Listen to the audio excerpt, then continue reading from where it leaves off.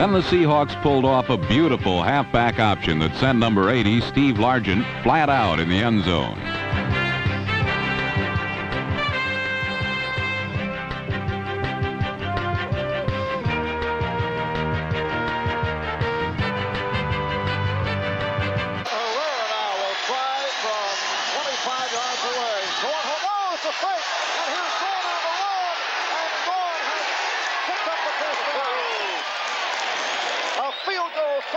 Jim Zorn picks up the first down. First and goal for Seattle. I like it. Now, I want to tell you, there's no pressure on this football team to win. I'm talking about the Seattle Seahawks. They're building for the future, and they're doing it in good time. And they'll do anything to get the ball in the end zone, and it was designed as a pass. Zorn, excellent scrambler, picks up the first down, took the Jets totally by surprise. I love it. A fake. And they're coming up the near sideline, and it is complete for the first down to Ron Howard. Well, Patera gambled and won in the first half. After a penalty against Kansas City, he went on 4th and 1 and got a 55-yard touch from Hunter. And here he goes with the pass. Boy, Jack Patera. Pickup of 9 for the first down. If Jack Patera isn't a gambling man, I've never seen one. You've got a punter throwing a pass, 4th down and 5 on your own 35-yard line. Now, those are odds I don't like. But in that case, it works. Thunderfoot turned out to be Thunder Arm on that one, didn't he? And it is an 11-man rush. Weaver's going to throw. Herman Weaver able to complete to Cornell Webster. All right, let's check that one again. And take that in your face. All right. The countdown is going to begin at 8:20. Enjoy some trick plays compilation here. In the meantime, very fun video. I will be back in about 10 to 15 minutes for the countdown. Hi, Mom. Hi, Mom. Count it as down. It was not a fumble. The Seahawks have the ball inside the 5-yard line. Watch that offensive line of Seattle. They're the key. Well, Sims looking to throw. And he gets away with it to the tight end, Peets. Brian Peets off the flip from Sims, who has done this successfully in the past. Little razzle-dazzle. Jackson and Foley combining. All right, he can smile now. Jack Patera pulling one off for a first down at the 50. He is smiling at the 15-yard line. The old flea flicker. Pitch it back to Sims. He tucks it under his arm, pulls it down. And I'll tell you, if it would have been a little better throw, Peets might have walked in the end zone. But Steve Foley, along with help from Tom Jackson, prevent the score. On 4th down, Efrain Herrera has come into the game. Keep in mind, Zorn is the holder. Efrain Herrera's longest field goal in his career is 52 yards. This one would be about 54 yards. It would be 55 yards, as a matter of fact. Seconds ticking away on the 30-second clock. They'll have time to get it off. Keep in mind, Zorn, the quarterback, is the holder. It's the Bacon. Wide open. Efrain Herrera has a first down inside the 20, and Seattle's doing everything. I love it.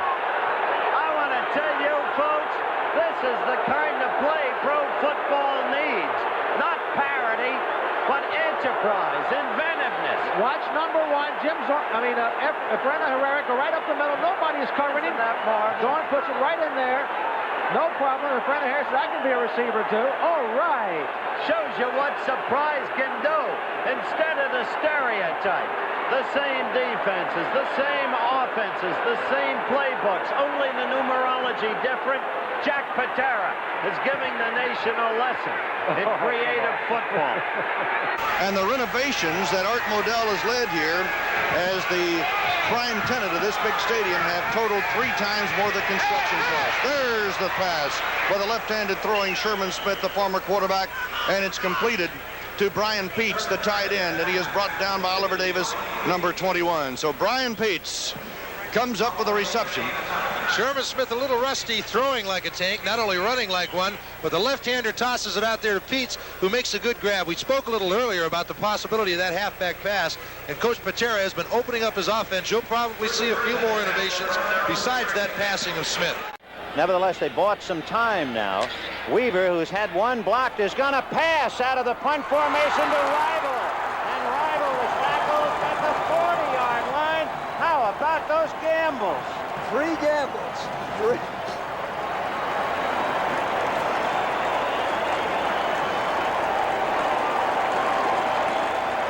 Herman Weaver is 3 for 3 this year in passing out of punt formation. Boy, oh boy. Look at that. Look at that. Wide open. And Steve Rival, who had been injured on the onside kick, is finally brought down by Schwartz. What a gamble, and it paid off. Apparent effort, you've got to say again. Always apparent effort. Never know about Zorn who's holding. Nope, there you go. You call the shot. Zorn gonna put it up, and he hits his man in the 30. Now the race is on for the first down, and it is Sherman Smith out of the backfield, and he may have it. Mike Davis, number 36, made the tackle, but did you see all the sidestepping going on there? With Sherman Smith short of the first down, putting the fake on Davis, and it looked like it was Sherman Smith who was the better dancer. How many times have Seattle fans seen this happen? Herrera going out for the pass, Zorn looking left and throwing to Smith. Smith has no blocking, so he's got to put this move on number 90, Willie Jones, and he does. He gets the first down with that second effort to keep the Seattle drive alive. So a 44-yarder is Jim Zorn to hold. They're faking it. Zorn is going to run it. He's to the 20, 15. He is down to the 6-yard line. And that is part of the changes that you'll see throughout this football game as they cross up Philadelphia. It's 1st and goal at the 6. Randy Logan eventually made the stop after a 20-yard pickup. That's one thing. And look on this play who the lead blocker is. Herrera, he fakes the kick. Now he leads right here. He leads Jim Zorn up through the hole. He really doesn't block anyone, but he gets in the way, and right at the end he tries to, and that's what we're talking about the punt. Herrera has become something of a celebrity around the NFL. He has made the art of place kicking more than just converting extra points. When Herrera lines up for a kick, you never really know what's going to happen next. And on more than one occasion in 1980, opposing teams learn that when Herrera takes the field, anything is possible. Jack Patera obviously agrees, and out trots Efren Herrera. Keep in mind, Seattle does not always do what they're supposed to do. Herrera can be a very effective receiver, as we learned in the Atlanta game last year. Zorn, the holder. I think they go with the points here, though. I would think so. 27-yard attempt. No. Herrera's way Herrera! There he goes! out of bounds. He does not get into the end zone. A little too eager, but the crowd loves it. That is amazing. That's a first down. That Herrera has become the most exciting wide receiver in the game of football today.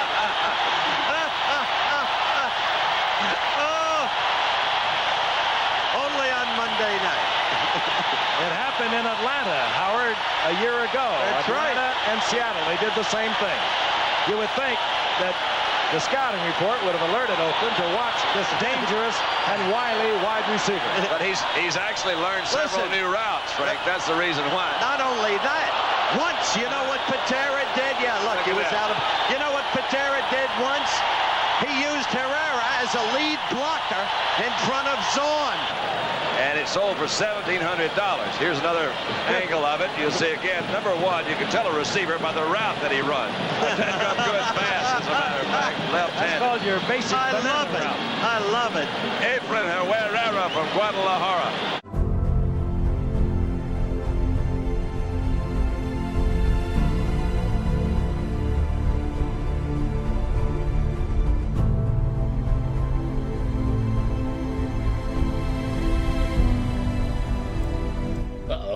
Bad tape audio. Hate to see it.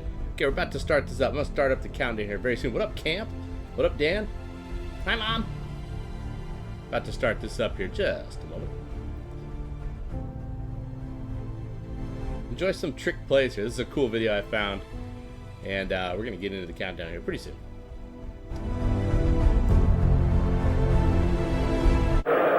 Zorn is going to kneel just beyond the 40, so we'll call it a 51-yard attempt. Be alert for the fake.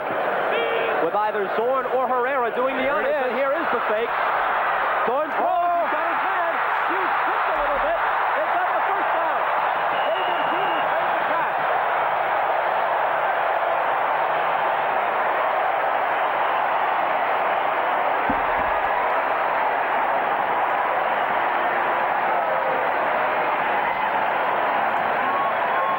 All right, Zorn's going to stand up and hit Hughes, and I think you'll see here, Jim, that if Hughes didn't stumble just a bit, he might have gone all the way. I think you're right, Bob. We've talked about it before, and that's the one thing I love about Jack Patera and his offensive thinking. He'll punt from field goal. He'll throw to it. Zorn made a good choice there not throwing to Herrera because he's not going to beat anybody. A gain of 20, and the Kingdome is jumping. They're so versatile. I love their offense. 3rd down 2. From the tight formation. Play fake. And looking to the end zone. Got it. Touchdown. A tackle eligible. Yes, sir. A tackle eligible.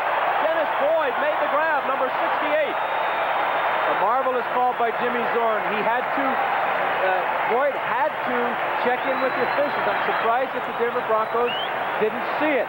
He's out of position. He's got to check in. He has a non-receiving number 68. A simple play, a dive fake. Look at this, a crossing pattern. Touchdown from the word go. Outstanding call by the Seahawks. My congratulations to that Seahawk line. Nice drive.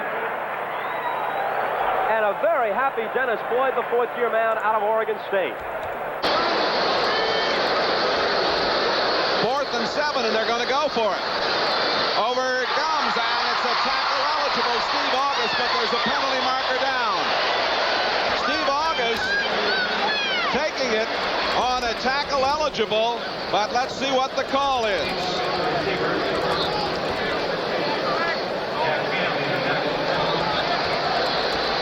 First down. Apparently, the flag was thrown inadvertently as the official thought he was not an eligible receiver. Reported as an eligible receiver. The play is legal. First down.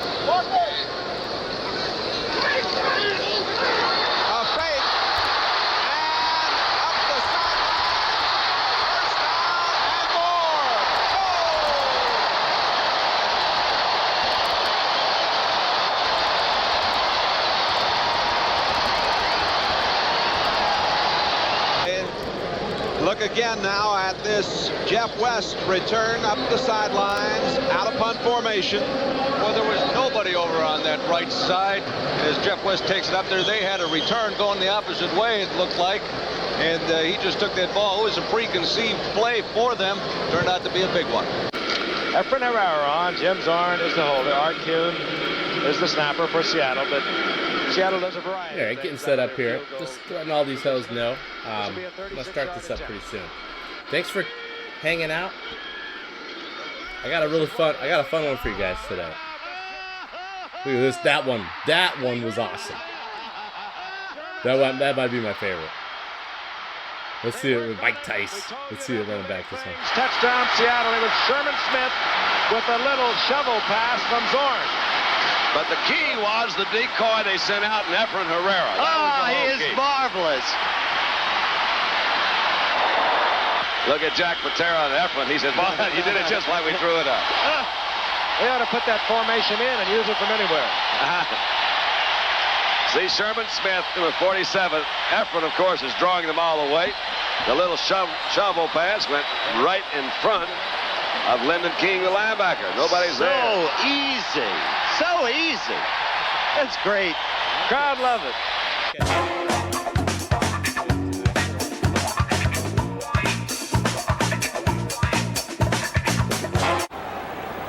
I thought it down the wrong thing. Yeah, I was gonna say I was trying to say you could watch the Olympics anytime. You could watch that on Peacock anytime. Look at this one. Quick kick alert. Look at this one. This is a good one. This is perfect. Yeah, but I was saying this is a one-time deal to participate with the Hawks history. Hawks history is going down tonight. Doing the top 50. This is my list. The 50 greatest moments in Seahawk history. We're about to get it going here. I don't know. You still got to wonder. They had a chance to keep possession of the football with an inch to go. They're giving the ball back to the Bears, and I'm not taking anything away from the play. as Suppose we get into it. Zorn moved out of the pocket.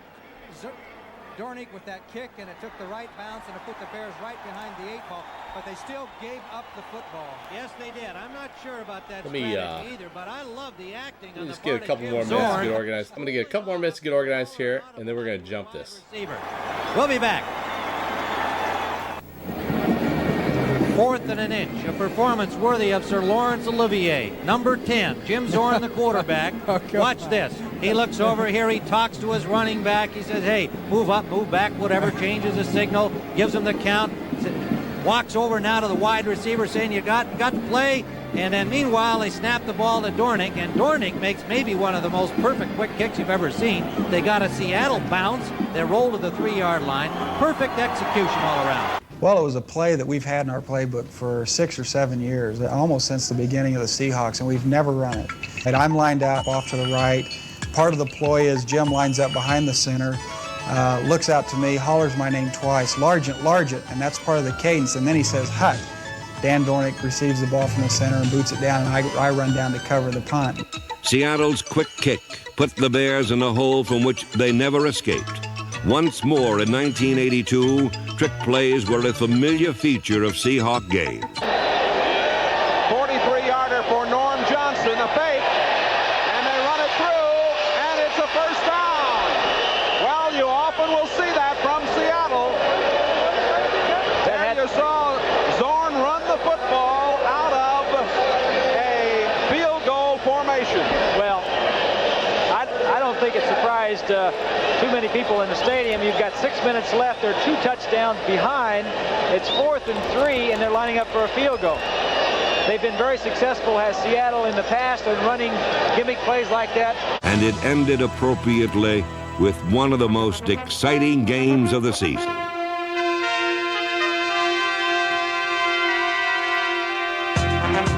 Well, Norm Johnson will try a 51-yard. Excellent, excellent, excellent. All right, cool. Well, I guess we'll just get it going. So this is the Seattle Seahawks Greatest Moments Countdown. Thanks for hanging out. This one might just be for posterity, but I appreciate you guys hanging around. This is gonna be. I got some really, really, really fun videos to check out here. Yay! Happy Friday night, everybody. Listen, the Seahawks Super Bowl, it's got me all fired up. So I went deep into the history. I'm thinking what sort of great moments might be added to the mix after Sunday. So many have been added already this season. But what are the greatest moments? What are the greatest moments? I whittled it down. I went into the whole history of the Seahawks, and I picked the 50 best. Now, obviously, I only started watching around 1991. Caught a little bit before that, but anything after 1991, I'm a little more dialed into. So there's probably some great moments before that I'm not aware of. But, you know, I did get a few included in there and did try to give them their appropriate weight. Now, the other thing is, it took a while for the Seahawks to grapple the region, really. I mean, they were hot early. They kind of like got everybody pretty fired up about the idea of a football team. Then Ken Behring bought the team around 1988. Things kind of went south. The 90s was really rough, especially the early 90s, right when I started watching. It was probably their worst period, their most fallow period of their history. But then Paul Allen bought the team in 1996, and a resurgence happened almost immediately, culminating in 2005 when they made the Super Bowl. And really, I would say ever since that season, it's been pretty much it's been pretty much insanity in the Pacific Northwest as far as the 12th man. So, hey, Mom, but don't tell people about other cool stuff that's happening besides this show. I got as few viewers as it is, but yeah, you can watch that. You can watch that anytime. You can watch that anytime. That thing's on Peacock, baby. This is your one chance to weigh in on these great moments in Seattle Seahawks history. So I'm just gonna get into it. Let's just start with number 50, shall we?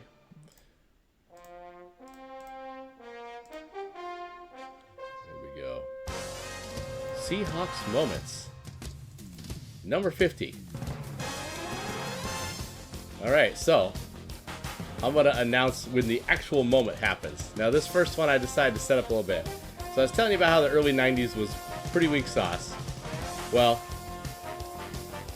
1992 they went 2-14. Then they, with that draft capital, they took quarterback Rick Mirer, who just wasn't very good. So they pretty much were pretty mediocre in 93, 94, and 95. But towards the end of 95, Rick Mirer got hurt, and they had a backup quarterback who kind of stepped into the role and did a pretty good job. They also had a running back that whole time who was actually pretty awesome named Chris Warren. So finally, we had a good moment. This is my first amazing moment that I was actually a hardcore fan of, and this number 50. It's probably not something most people remember, but here we go. Aren't out of the woods, leading 27-24. Elway is going to be dragged down by Winston Moss. Spread formation for the Broncos. This is late 1995, and this is a little setup. I wanted to give you guys a little setup. This is what the NFL was like in 1995. Denver was ahead. They were up 21-14 in this game, but here come the Hawks, and here's John Freeze in the game. And I just enjoyed some of this footage here, so I'm sharing it with y'all. And here's Blades again. Broncos showing blitz. Here it comes. Freeze releases. Incomplete. Blades in motion behind Freeze. Warren is a blocker on this play. Galloway can't stretch far enough. And now the Seahawks have a fourth down decision coming up. Need to come up with a 3-yard answer on fourth down from the 38. 3 wide receivers, Warren behind Freeze, Blades, first down to the 32. Now the Seahawks go on 1st and 10 from the 31-yard line. And this is just in there because I just thought this was hilarious. Is that the worst body language ever? Christian Fourier, and here he goes again. Again, Fourier, the intended receiver. Just a struggle. I just wanted to share that was a thing that I noticed that happened, and yeah, it was looking like same old Hawks at this point. But here comes Joey Galloway. Galloway fights for the yardage and gets the first down. And with the football at the 20 and 2 timeouts left, the Seahawks let the clock run. Freeze, fade, incomplete, intended for Blades. And here it comes, moment number 50. Blitz. Warren. Seahawks lead.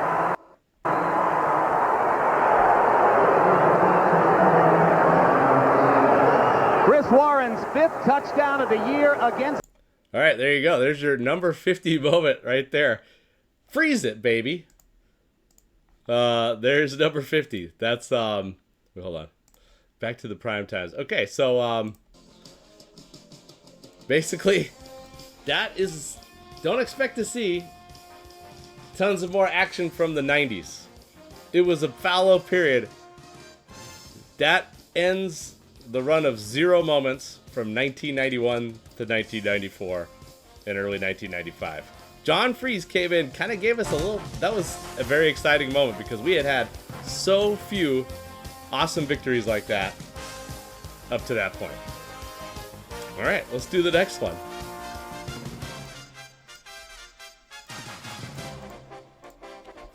Moment number 49.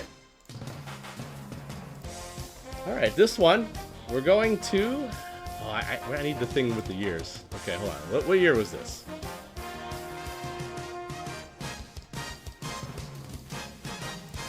How we doing, love? I'm into number 49. Okay, here's opening day 2023. Homer picked it up briefly, and Smith flips. Wide open, caught. Lee, touchdown. What a start. All right, Amanda's here. Okay, so here we go. We're in opening night 2023. The drama. We had just traded Russell Wilson. We're going Geno Smith. What the hell are we thinking? Indeed.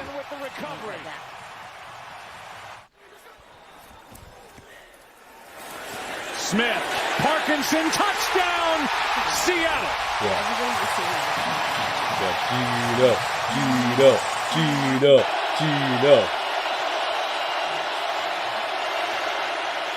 Williams makes one man Listen, miss. don't get it twisted.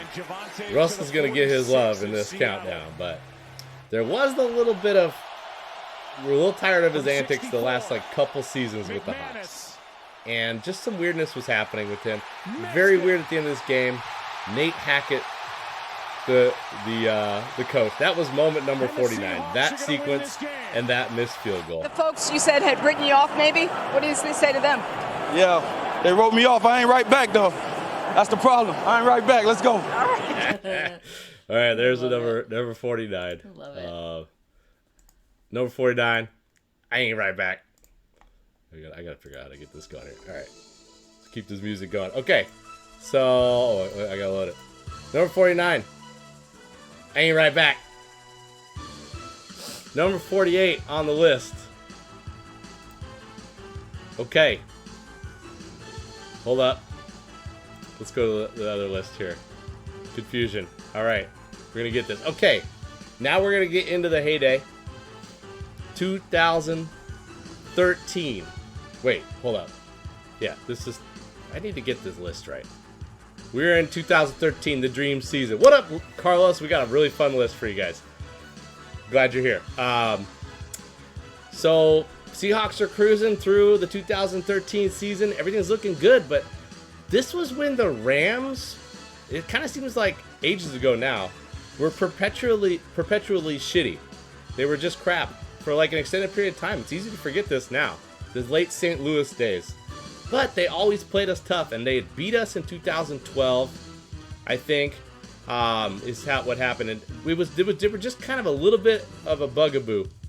But we showed up at their place 2013. Here it comes.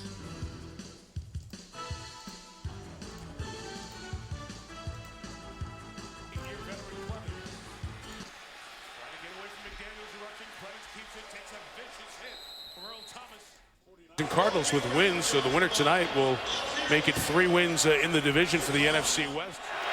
Again, Seahawks playing without Sidney Rice, who injured his knee in the first half. Here we go. On the fake. This is the moment. This is the moment. Field for Golden Tate. Great in the air. It's Tate. Took it from Jenkins. Bye-bye. Taunting on his way to the end zone. Flag is down as he scores the touchdown. Janoris Jenkins can't believe. I don't know what. I don't know. So now we get to have John Gruden just be perplexed by this. First of all, great play. Second of all, people forget how big of a factor Golden Tate was in the swagger of the Seahawks. Just being a total dick. He might have been the worst. He might have been the biggest dick of them all. What is he doing, fam? That's just insanity. It was it wasn't even clear he was going to score. Then, at the end of the game, Earl Thomas, big crunch. Famous man-up, stand-up for the win. Kellen Clemens with a jump, throws. It is off the hands of Gibbons and incomplete. Again, you had the jump on the edge by Chris Clemens. It'll be an offside. Richardson in there, Harkey leading the way. It's Richardson, left side. He is crushed and stopped. There'll be one play left. Is that Heath Farwell, who's the captain on this team, a special teamer? There's Farwell, 55. Yeah, wait, was that was different than the first place, Dan? Anyways, here's this. I guess this is all part of the moment, but it was the Golden Tate touchdown was the official moment here for number 48. But just wanted to show this bit. That was the last play, and it was famous because, Richard Sherman kind of got all fired up on the post-game interview. He said that if they ever got in that moment again, they were going to go man up, stand up. So they did a zero blitz. Everybody had their guy, and they just represented. So There you go. Come on, Number where's the 48 's freaking... not on there. I know. Let's go. Sounds Okay, number 48. Golden Tate bye-bye. All right, keep it moving. We got 50 of these. Let's see what's next. Let me set it up for y'all. Oh, what up, Vader? Yeah, we got 47 more moments. Okay, this is the first moment that I actually remember. I was barely dialed in.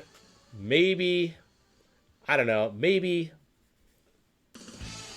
I was aware of the Seahawks. I was aware that we had a guy named Steve Largent that was awesome. And I watched the news, so I saw the highlights and stuff.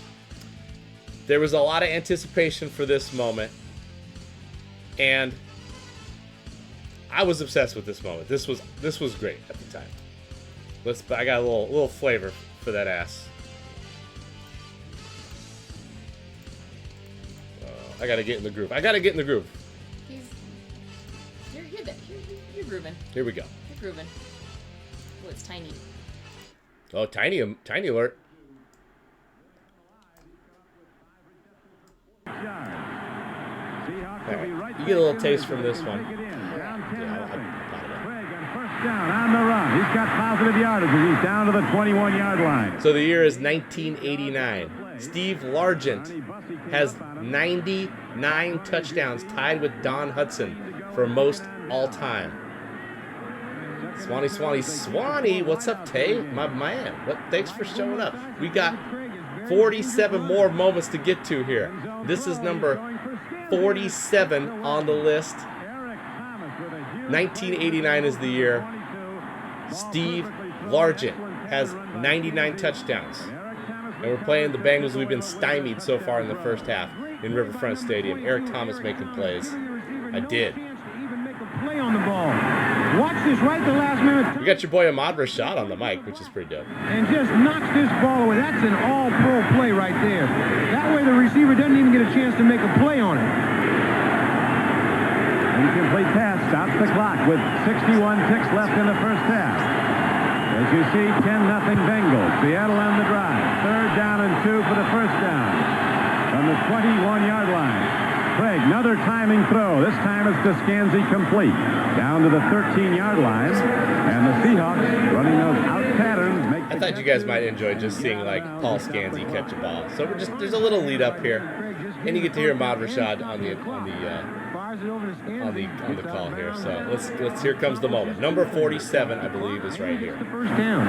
Tom Flores, the general manager of the Seahawks, the former head coach of the Raiders, was saying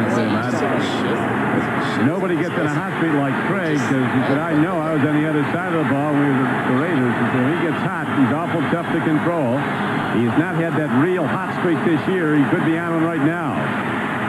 Pattern, another connection. John L. Williams slips and falls at the 10. Okay, this one's got a little extended run on it. You got to see John L. slip and fall here for us. Here we go. Here is the moment. I just thought you guys would enjoy seeing these Tecmo Super Bowl era guys doing work here in 1989. Watch out for Largent in that slot position.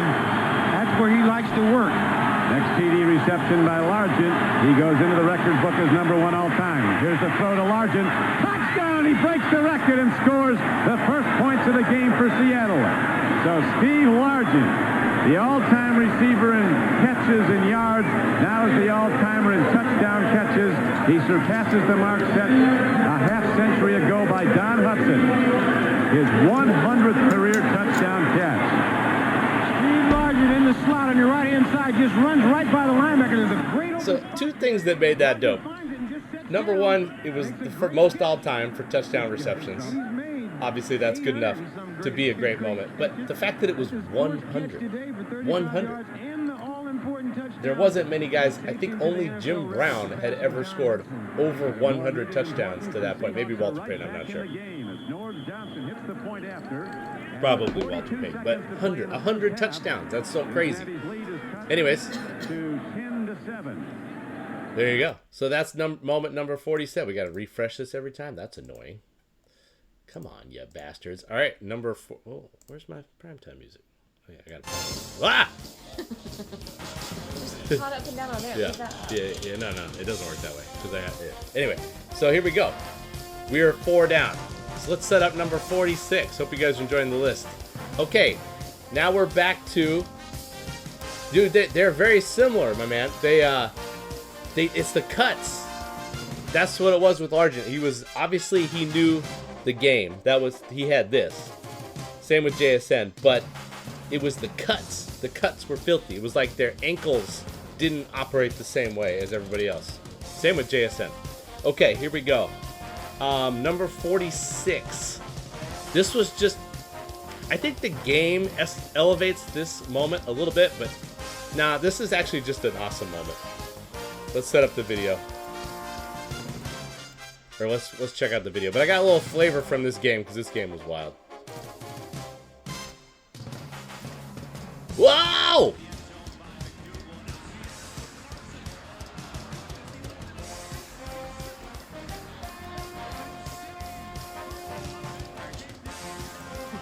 Look at that lip. He jumped and stuck the landing and then ended up getting tripped up. In this play, Carson goes full flip and stays on his feet. And notice he had the hand down. I will absolutely never get over that play. I mean, that was just crazy. That was wild. But also, I was just so happy that I got to get Chris Carson. Here's 4th and 3.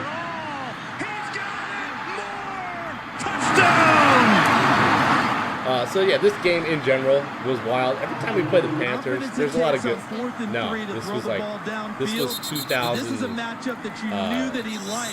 His big body receiver on the young corner Elder, who struggled throughout this game, struggled so much. 2018 is when this was. And put him in their nickel defense instead of their starting defense. That moment, it's the flip. The flip is the moment, but I just thought I'd share it because this game was off the rails. We had your boy Sebastian Janikowski kicking for us at this moment. And this is how it went down as we went into overtime here. But even at his age, he's got a monster leg. Here's Wilson, pressure up the middle. Wilson stands in, throwing deep. He's got Lockett wide open. He's got it!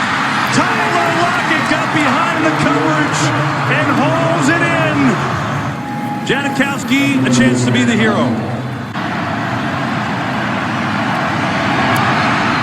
And the Seahawks win it here in Carolina. What a victory! All right, oh, come on. I gotta do the thing. All right, we're gonna get there. I think we're gonna get in a groove here. We got 50 chances to get in a groove with the graphics and whatnot. I mean, there's just a lot of moving parts, though. Yeah, and then we got music. All right, we're gonna see. Anyway, Chris Carson. I honestly, if I was doing 100 moments, he might have like 5 or 6 more. Chris Carson was. I think his style, I mean, obviously Marshawn Lynch was unique, but I just love Chris Carson, man. I thought he was awesome. Okay, here he's probably in my top 5 guys that I liked more than most people would. All right, so here we go. This is a cool one here. You know, there's nothing like your first, am I right?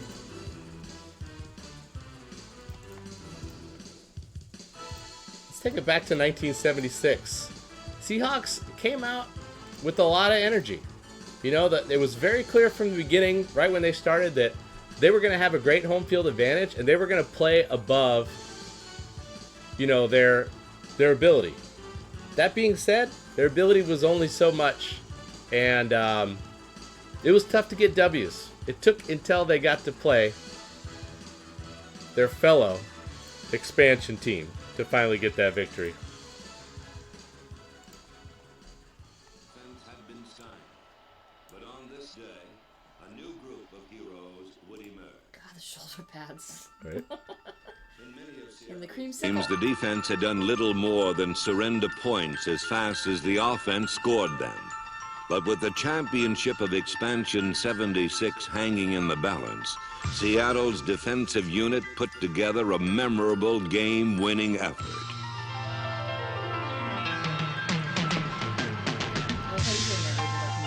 This was so cool.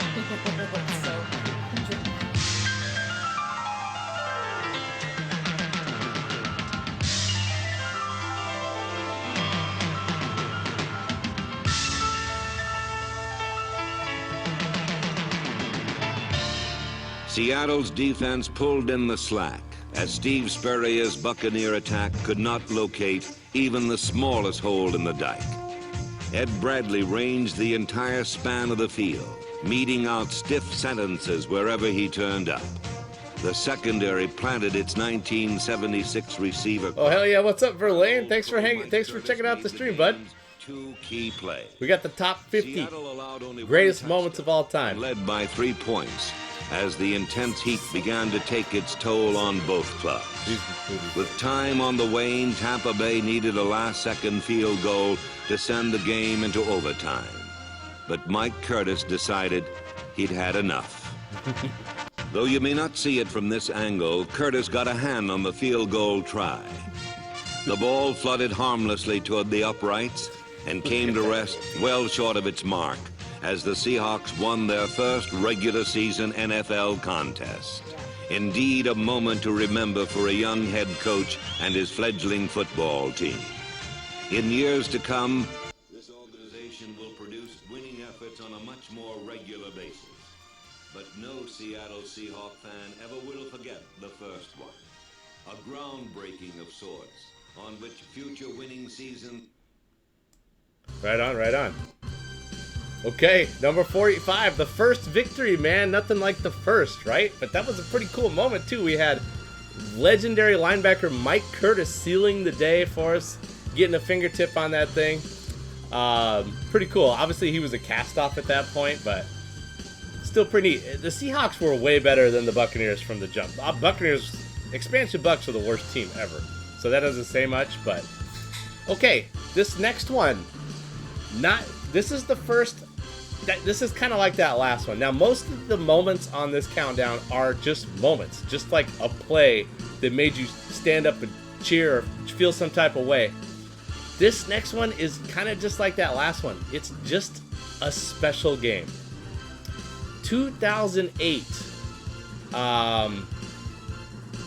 For whatever reason, there was receivers were hurt. Guys were getting banged up all over the place. It was just a total debacle.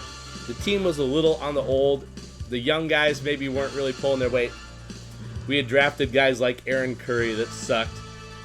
And it just didn't go well. So Mike Holmgren said, I'm outro. I had enough of this bullshit.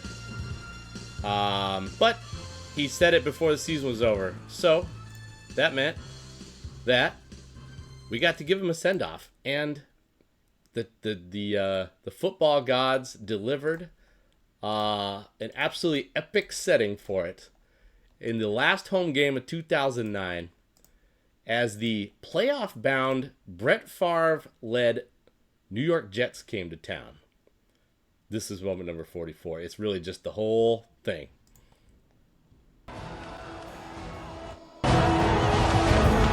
We're ready to go, man. We're ready to get this win, get this one for Coach Holmgren. Send them out on the winning note in Crestfield, baby. Hey, baby, it's big time, man. You know, he done a lot for the city, man, for the area, for the team, for the organization, man. So, man, we just got to go out and have a good one for him, you know what I'm saying? 3/4 people are still arriving. They want to see this last home game of the season, the Seahawks and the Jets. Again, just one of the many emotional moments in today's game.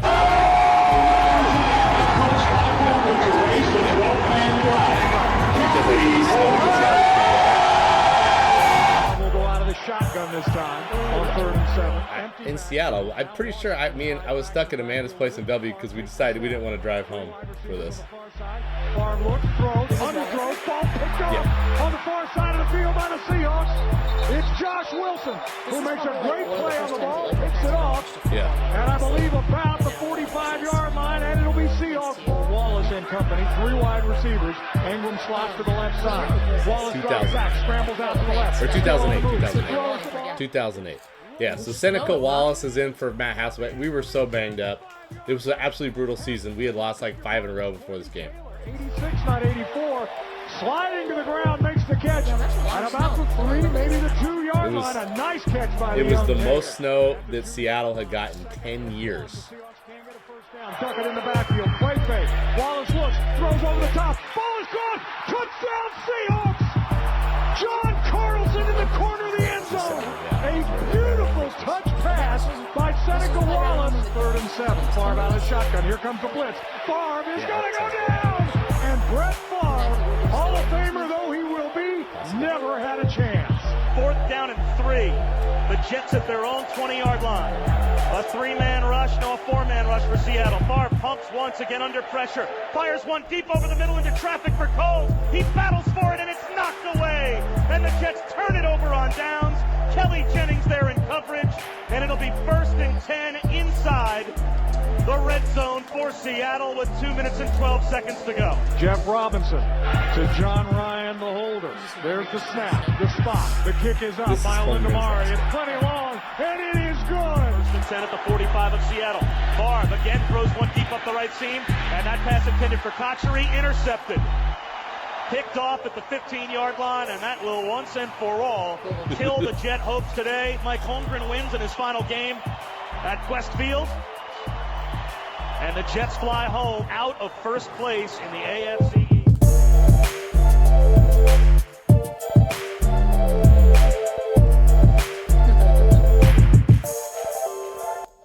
I just remember people being so fired up for Holmgren.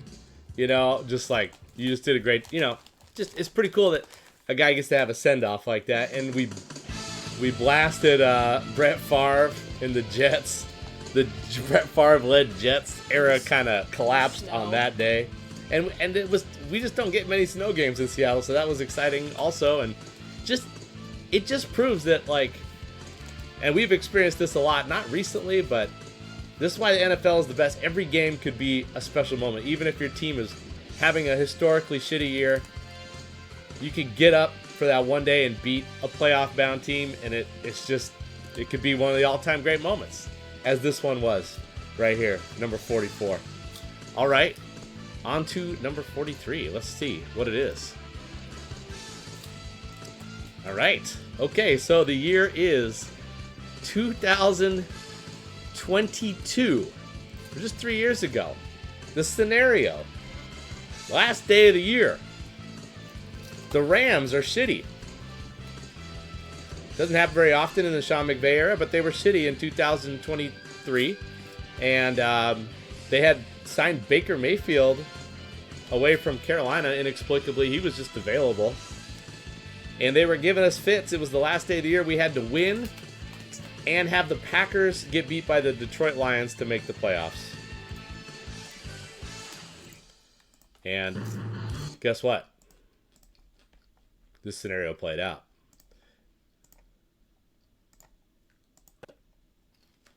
By the Seattle defense today. What a time for it.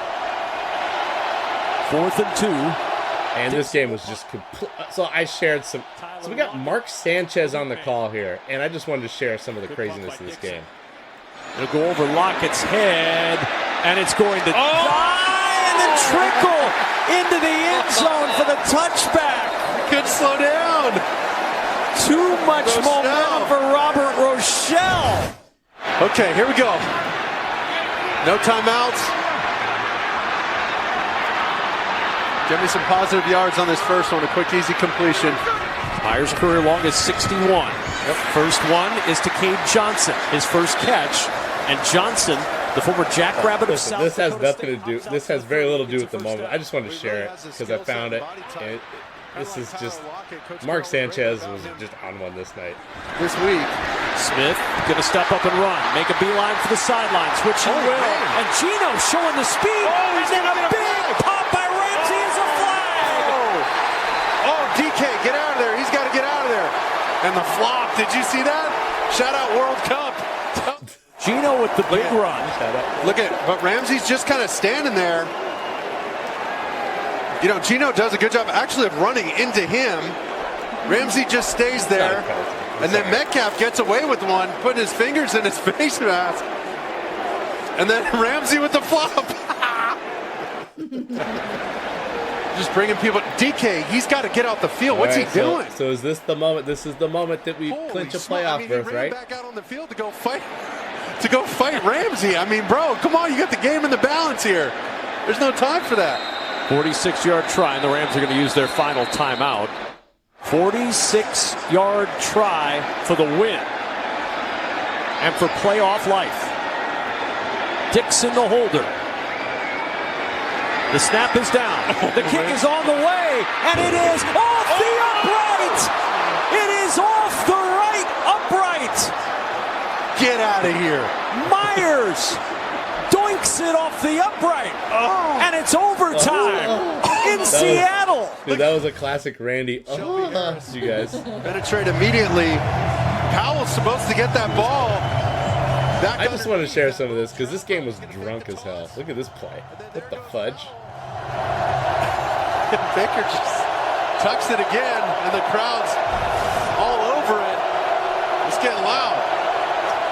As is known to do. Seattle is eliminated with a tie and a Washington win. Washington's leading Dallas 26-6. So file that away for later in the OT. Second down. Mayfield going deep. He's got Van Jefferson open, and it's intercepted. Quandre Diggs out of nowhere with his foot. And that is moment 43. Just too much air under the ball. Friggin' Diggs out of nowhere. That was such an awesome interception. But hey, by the way, would have been cool if he had returned it into field goal range. He elected not to. Instead, he presented the ball to the Rams bench. This team was, man, I'll tell you what, man, the late Pete Carroll era teams, they were just just not dialed in. They were not dialed in at all. Personalities. Now, a side part of that was that later that night when Detroit beat the Packers. Honestly, probably in my top 5 favorite random other team winning a game moments ever. And honestly, that team was, despite, I could tell, in contrast with the Mike McDonald-led 2025 Seahawks, it is very clear that they were not a contender. But I was very into that team, and Geno and Quandre and DK, and even though they had flaws, I was thrilled to make the playoffs. So that was a good moment. We'll see if not a ridiculous one. All right. Moment number 42 takes us back to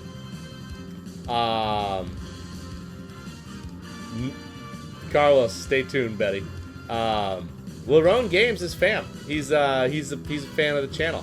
And Lerone, where do you live, by the way? Give us a little context. Do you have a team that you follow?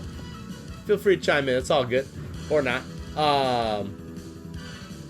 Yeah, he's just dope. That's all you need to know about him. And Verlaine was here for a hot second, that seems. Anyways, moment number 42. Okay, so here's the thing. Lots of really cool moments from like 1976 on with Jack Patera. Lots of really cool moments. Now, he was a fun coach that brought a lot of innovation to special teams, and they had trick plays up the wazoo. There was a lot of fun.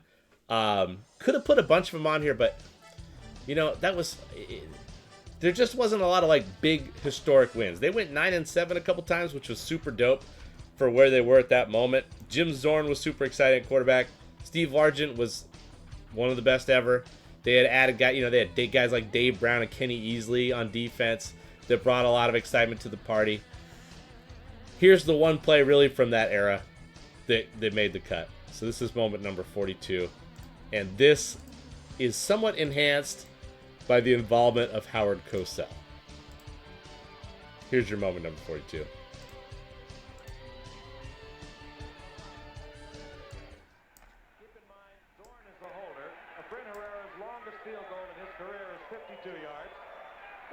About 54 yards. Our kicker was a squatty Mexican guy from Guadalajara named Efren Herrera. They'll have time to get it off. Keep in mind, Zorn, the quarterback, is the holder.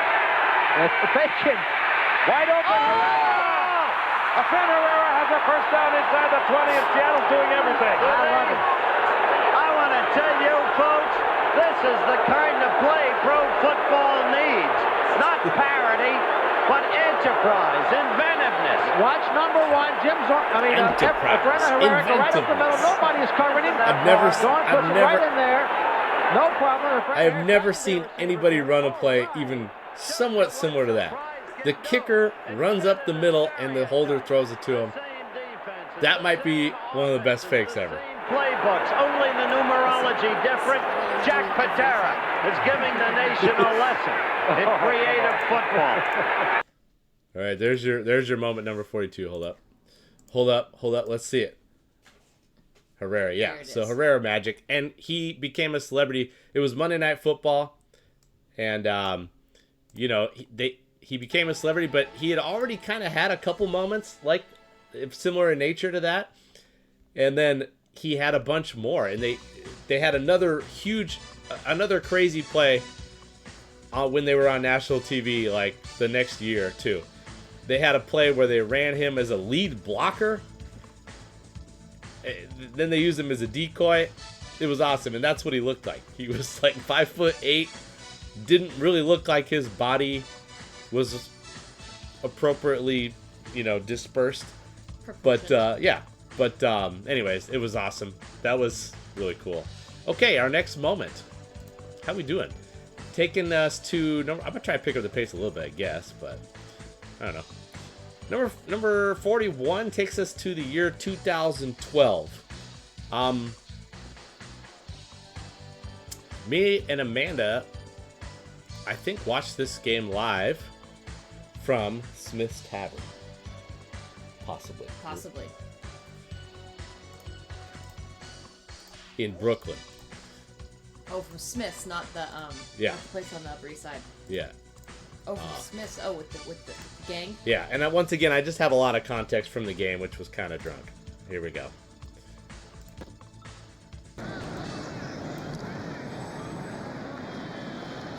Ball bounces, hits a bear, and well done. What a great job by Zach Bowman.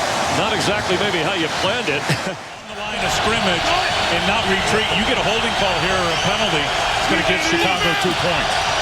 If it's in the end zone. Peppers jump. There's a flag. Pass to an open tight end, McCoy, who is flipped in the air. He is hot. So we got to go 98 yards in this one for the win. Oh, thanks. Russell Wilson with Peppers chasing to Marshawn Lynch. Ball came out at the end.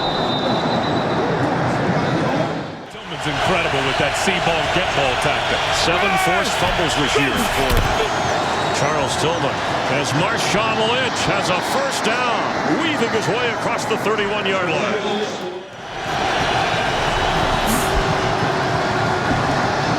Russell Wilson floats it for Sidney Rice, and he knocks it away. It was almost intercepted by Major Wright. All right, so the context here is it was 2012. We had some nice moments early in the season, but also a few losses, and it was not exactly 100% clear that we were any kind of contender at that point. And we were playing a good team on the road, Chicago, with Jay Cutler. They were a good team in this year. Well, we had to go 98 yards for the win. Doug Baldwin has it. Knocked out short of the first down. Back in Chicago territory. We've got Doug Baldwin again at the bottom of your screen. Pass caught for a first down by Zach Miller. Each team with 2 timeouts. Seattle wasting valuable time here.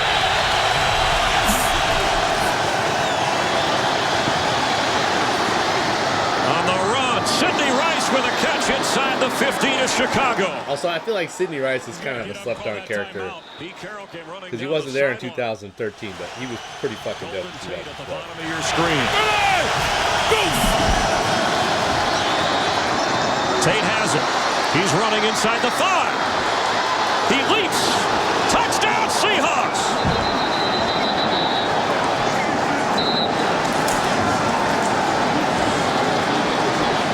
So there you go. Golden Tate making things happen, and the Seahawks win?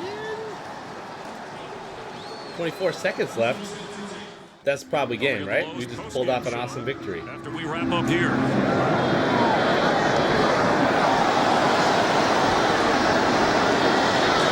And Weems at the 14-yard line with 20 seconds because they started the day a game behind the Bears in the NFC North. 2 timeouts for Chicago. Cutler's going to heave it. And there's Brandon Marshall. He goes out of bounds. 9 seconds to play. Listen, you got to put away Jay Cutler. You got to put away Jay Cutler when it's 2012, and he's able to just smoke that shit in there like that. And they got Brandon Marshall. 9 seconds remain. They run the Matt Forte and will use a timeout. The crowd here in Chicago will tell you whether this is good or not. For the tie.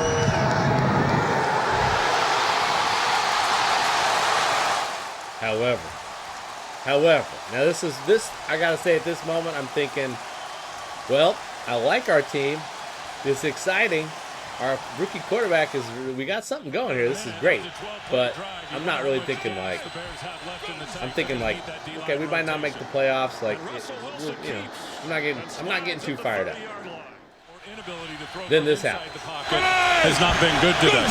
Golden Tate at the top of your screen as they run to Marshawn Lynch, who's up just short. To get it to Sidney Rice, top of your screen. If he has time, that's Michael Robinson, the fullback, who fights hard for extra yardage into Chicago territory. I remember the field goal doesn't win it.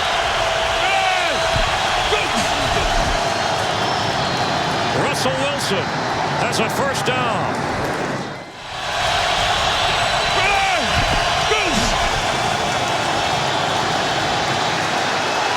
Wilson has room to run, and again, a first down and in field goal range as he goes out of bounds.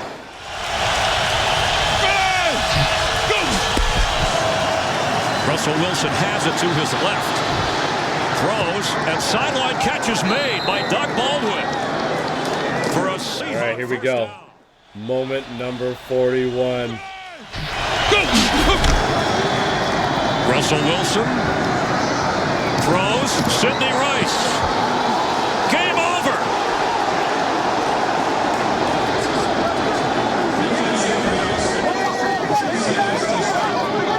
Russell Wilson.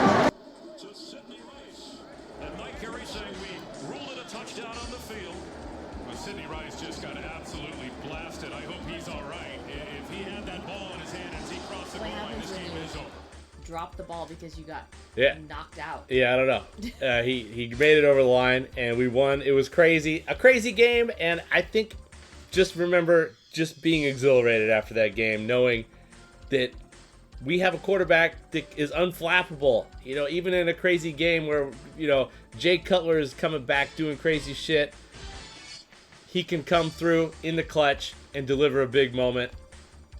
That's when I was all in on that team as a championship contender. That's when you got.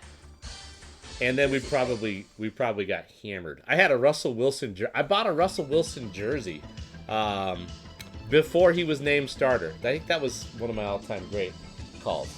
I said, I was telling everybody that Russell Wilson was going to be the starter, and everybody said I was hammered.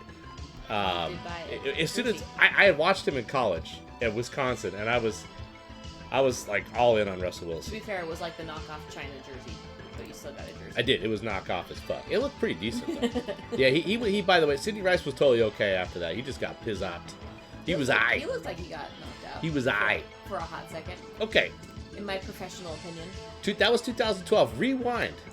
Now, really, the 2011 was a pretty hot year. We had Tavares Jackson as our main quarterback with Charlie Whitehurst in the mix quite a bit. But the defense was coming on, and Marshawn Lynch was doing crazy shit on a weekly basis. That brings us to moment number 40. This is some thuggish, ruggish bone, fam. The Redskins, and then flops on his back. Kill him. First and goal back at the 15.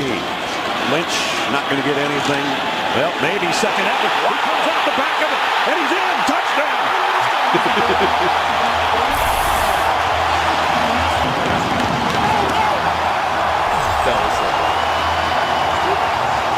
8th straight game that he scored a touchdown. I don't know how he came out the backside of that pile. What a run.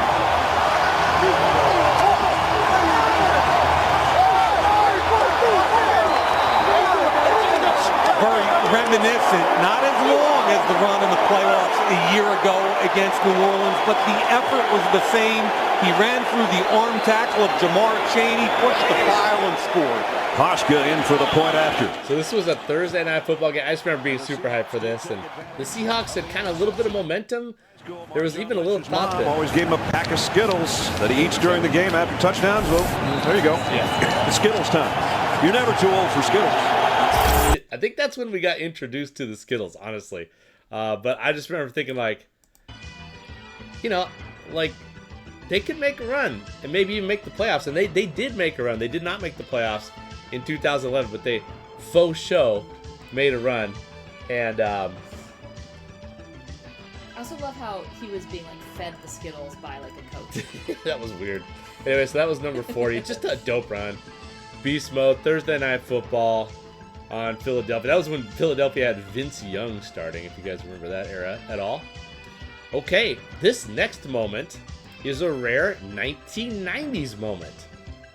Now, the Dennis Erickson era was pretty mediocre, but they had some good players. This was when Paul Allen took over, and it was like, you know, for those of us that were willing to, I'm just looking. yeah, for those of us that were willing to, you know, sit there, we kind of saw that there was a good team. Like the 90s, late 90s, you know, Dennis Erickson-led teams had a lot of good players, and they could beat some good teams. They could lose to some bad teams. There was a lot of 8-8 type stuff happening in the late 90s. Here in 1996, they were about to get beat by a kind of shitty Houston Oilers team. They are the last year of the Houston Oilers.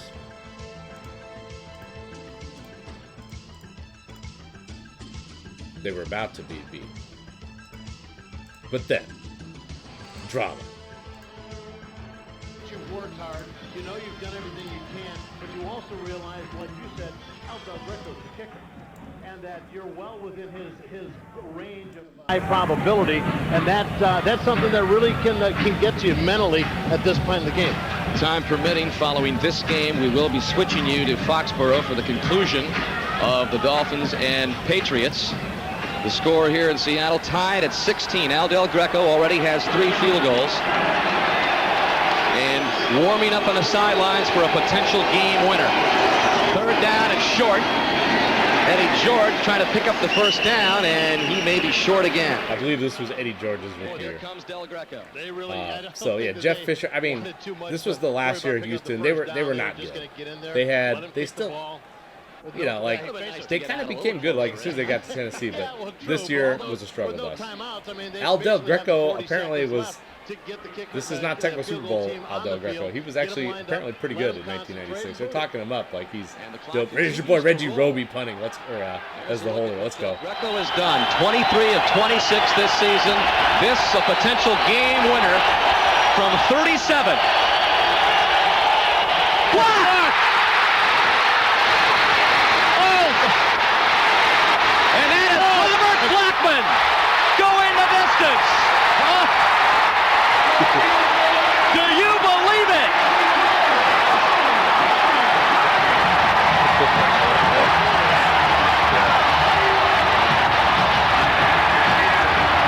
Al Del Greco can't. Oh. Dude, the toss was so ridiculous and so sick. This is such a dope moment. No chance that ball was going through unless somebody got their hands on it. And I think it was. They're talking up Al Del Greco like he's the greatest kicker of all time. It's so funny. He's so bad on technical Super Bowl. It's so funny. It's okay. We're getting it for number 99. Michael McCrary gets through. So Michael McCrary, apparently they had kicked a field goal earlier in the game, and McCrary had got through, but he jumped for it. Joe Nash said, "Why don't you just run through next time?" Right there. But he has the presence of mind to realize that I'm not going to make it. Robert Blackman in yards. So good. Michael McCrary with a huge play on what appeared to Yeah, this is back when you could get tickets to go to a Seahawks game for like $10. turns into a McCrary block, and he's got McCrary lateral to Blackman for the distance. And look, he's got the ball. He's taking her home. One more time, you're going to see McCrary obviously come in to the right side of your screen. And talk about the ball bouncing the right way. They say that footballs take funny bounces, not for the Seattle Seahawks the last 2 weeks. Todd Peterson, who was watching in agony on the sidelines earlier, thinking that his 23-yard field goal would cost his team the game. I remember being like a little bit hyped about Peterson for reasons that are unclear. Anyway, that's moment number 39. Block kick for the win versus Houston. Hey, that was 1996, I believe. All right, anyways. Yeah, that was 1996. Okay, now this next moment, I was working at White Beaches Golf Club. Hold on, gotta get the music up. I was working at White Beaches. I was working this day. My boss was former PGA Tour professional Jim McGovern. I did not, Vader.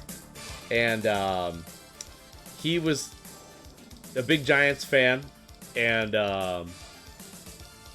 I was hyping up the Seahawks. We're coming to town in 2011. They were gonna fuck up the whole deal for the Giants, who were, had a good team back then with Eli and Victor Cruz, and they had just won the Super Bowl the year prior.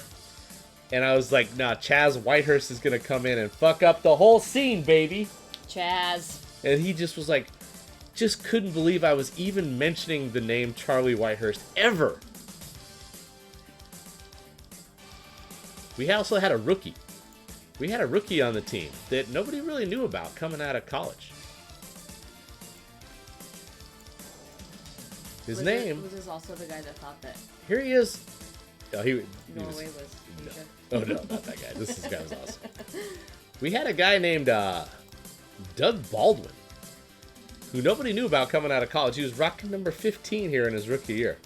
And I remember hearing Steve Rabel talk about him in the pregame, and he said the Giants media was asking about who's this guy Doug Baldwin. Nobody knows about this guy. How come he's playing so much? And Steve Rabel said, yeah, frankly, he's just tougher than the other guys they got.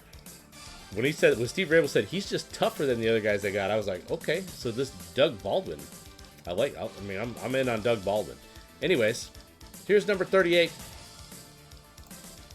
I totally forgot about Clipboard Jesus as an entity.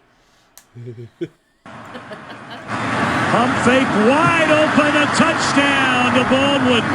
OCU Manura, Tom, he came off sides, and they had a free play, and it looked like the secondary shut it down, thinking that they were going to throw the flag. Flags come down.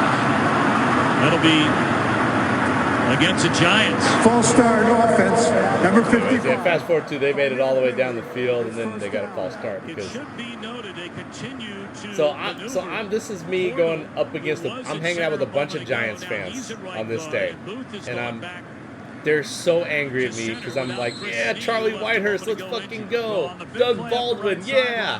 And they're so angry at me. But then here comes Eli down to win the game. Twist up front that gave Eli Manning time to throw the ball. That time Manning wanted the ball snapped. It wasn't, and that's what caused the false start. It's intercepted off the hands of Cruz. And racing the other way is Brandon Browner. No penalty flags. And the Seahawks are into the end zone. It was Cruz who caught a tip ball for a 68-yard touchdown at the beginning of this quarter.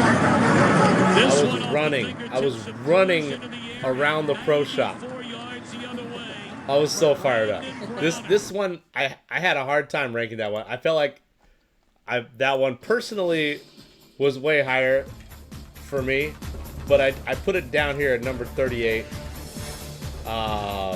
2011 season action. What's going on here? That's number 38. Brandon Browner to the house. That would have been way higher for me just the moment, just surrounded by Giants fans and talking up Charlie Whitehurst. They were so tired of me that day. But good times. 2011 Seahawks underrated team, I would have to say. Okay, On to moment number 37. How we doing here? All right, let's fast forward to 2015. Thank you. You're welcome. Thank you. This is 2015. Okay, so obviously 2014 we lost the Super Bowl. And then 2015 was a little shaky pizza. I don't know exactly, I don't really remember why, but we weren't crushing it that year at all. I think we had just traded for Jimmy Graham. That was a bad trade. It just wasn't, we weren't kicking ass. And Matt Stafford and the Lions came to town, and they had a pretty good team. And honestly, if we would have lost this game, I think we would have been like 500 or something. I should probably be able to give more details, but we got to keep it moving. So here is moment number 37 with the game on the line. About to lose to the Lions at home? Come on, fam, right? Sorry, I'm trying to pad your numbers. Yeah, appreciate it. Signature moment, opportunity for him. Wide side is to the right. Look for a sprint out to his right.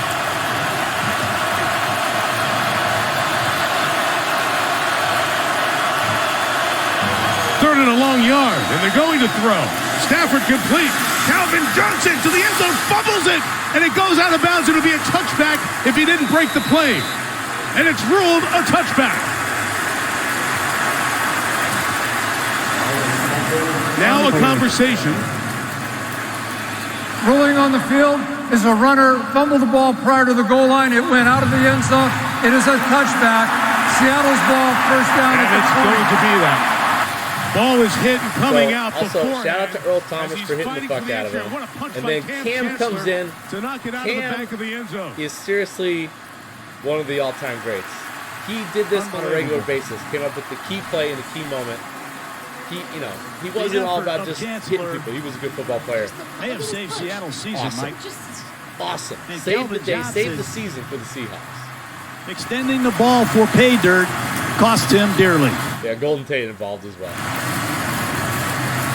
And now that timeout that Detroit had to use there, John, to get the right people will perhaps cost them an opportunity to get the ball back with any time to do anything. So Calvin Johnson. All right, keep it moving. That was moment number 37. Number 36. I don't know what the hell this is. I labeled it shittily, so I guess we'll just find out. Oh, I know what this is. I read it wrong.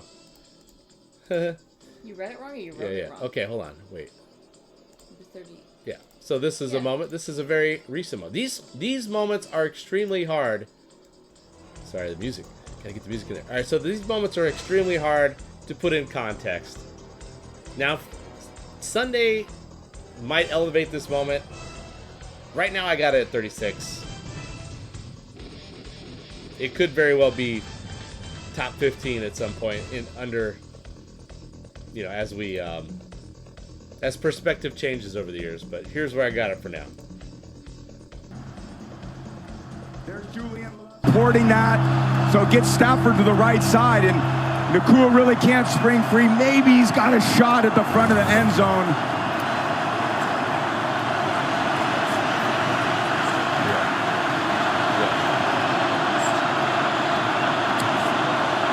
Fourth down, Stafford looking, throwing, it is incomplete.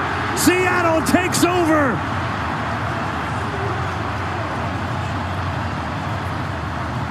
Devin Witherspoon makes the play. The Seahawks deny the Rams, and they get it back with 4:54 to go in the lead. That's what I'm talking about. Honestly, that makes the moment for me.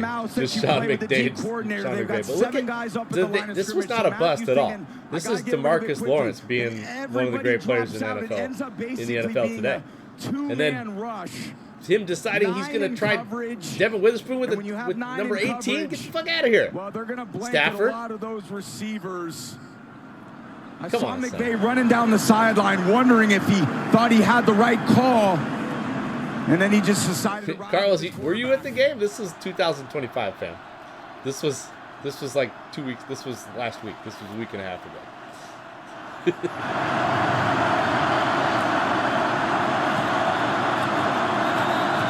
This play is blown dead. Seattle will call their final timeout, I believe. I think I screwed up this video. Anyways, they call that a let's just let it ride, though. That's why they do that. Oh, were you at the game, or were you hammered? Hey, thanks for letting me know you were at the game so that we can hang out. At the game or before the game. Kind of what everyone would try to do in this situation. Again, there's not many calls on the call sheet where you're 70 yards away and need a touchdown in 10 seconds that you like. It's all desperation. It's a miracle part of this game that a few teams on history have pulled off. Listen to this place.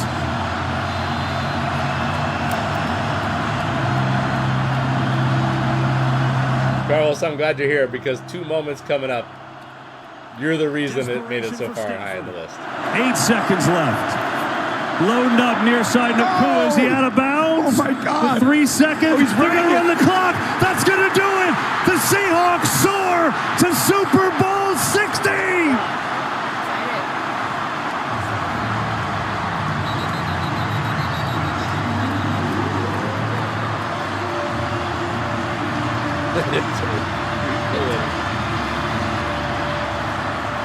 All right, there's moment number 30. That one is hard to put in context. You know, the official moment there is the 4th down stop.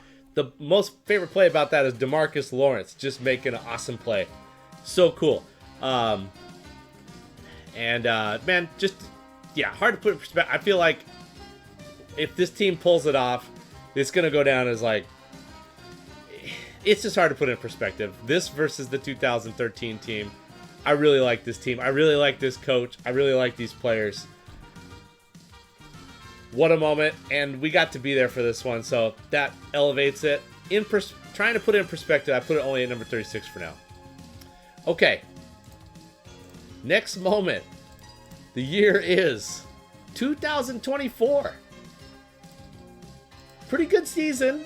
First year for Mike Macdonald. Still got some knuckleheads on the team, but one of them is our quarterback. But, you know, Gino brought a lot to the party. He made some plays. Here was us going against one of the better teams in the league. And my man cooked a little bit. He cooked him good, in fact. Here's number 35. Geno Smith, who's put him on his back so many times this year. Looking outside, DK Metcalf, perfect strike between the 1 and the 4, working against Renardo Green. Fred's probably one of the best linebackers in football. Underneath again and a first down. Smith and Jigba splitting the defense and bringing this to the 2-minute warning. On his front 4 minus Bosa. Just those front 4 again, still able to get there. Smith on the move, finds Smith and Jigba. Threaded it through there for a first down gain of 16. Seattle's got to have a touchdown. Smith scans the field and now runs, and Geno Smith with speed, sliding with a first down near the 20. His tight end expecting them to bring 5 or 6. And they do for the first time bring somebody extra. That leaves Smith and Jigba open. Breaks the tackle to Campbell and gets 8. Down to 30 seconds. Under 20. And here's the moment. Back to throw. Smith takes off. Geno Smith, end zone ahead. Touchdown Seattle. With 12 seconds, Geno Smith again puts the Seahawks on his back. And Seattle's got the lead. Hell yeah. I mean, the Niners were definitely in our ass crack in 2024. But somehow we kind of held them in check. Mike Macdonald getting things going with the defense a little bit. And then our guy Geno Smith came through. Listen, that was just an exciting moment. I mean, I was on cloud 9 for a long period of time. And then we had a little run there. If you remember last year, it kind of propelled us where it kind of looked like the Seahawks were going to be a problem last year. It fell apart in the end, but that's my number 35. All right, Carlos, the moment is here. So I'm really glad Carlos is here because what happened was, oh, this is where in 2017. Oh man, where is it? Okay, is it this one? Yes. No. No, it wasn't that.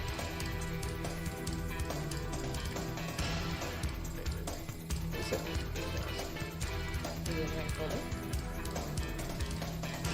What are we looking for? 34? I just made it.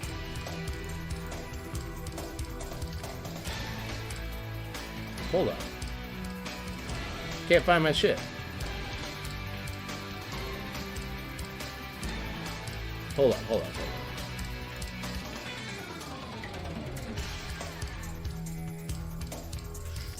Damn, where the hell is that? Just put it up on YouTube. Okay.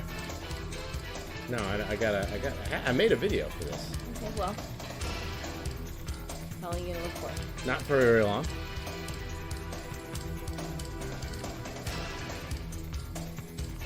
You can tell which one is which, even.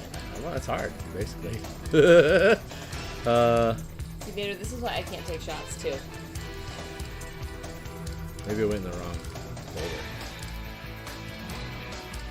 Nope. It's number 34.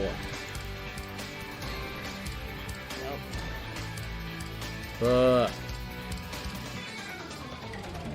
Shit, where is that? Oh man, this is such a good moment. Well, it's number 34, in fact.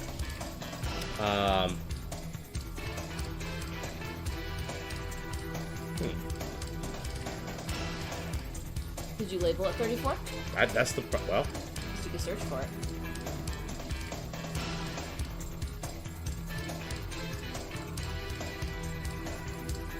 Damn. Yes, Mom, I love that one too. Okay. Where the hell is this moment? This is a good one.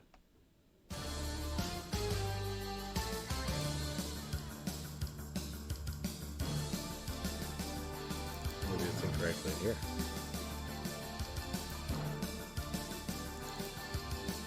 Man, I totally made this video. Well,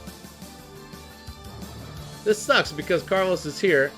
It's number 34, fam. I can't find it. It's the thing where it was so what happened was I invited a bunch of people over and the only guy who showed up to the house was Carlos, and it was just me and Carlos, and we kept watching that.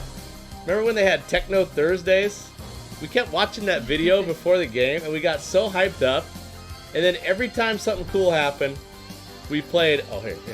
Yeah. I'm just gonna pull up the video. I'm gonna YouTube it. Yeah. Okay. I feel like I said that 30 seconds ago. And we just got so hyped up about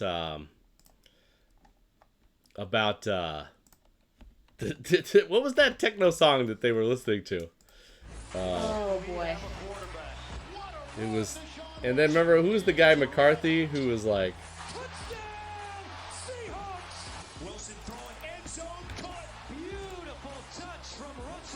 check this out. I'm 65 and this is my first Shut the Tai fuck Chi up. chair workout. Hope it's worth it. You know what I missed? It's not worth it. Shut up. Go away. 2 months of Tai Chi chair workout. So I got this job. Pizza?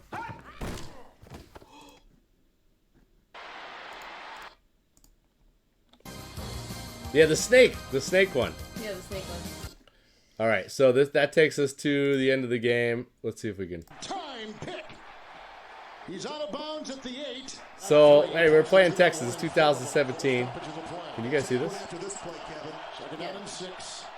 It's the And he's down at the ball. we got the ball. We're down 4. There's a minute 39 to go. Balls in the backfield, 1st and 10 for Russell Wilson. Look at the time.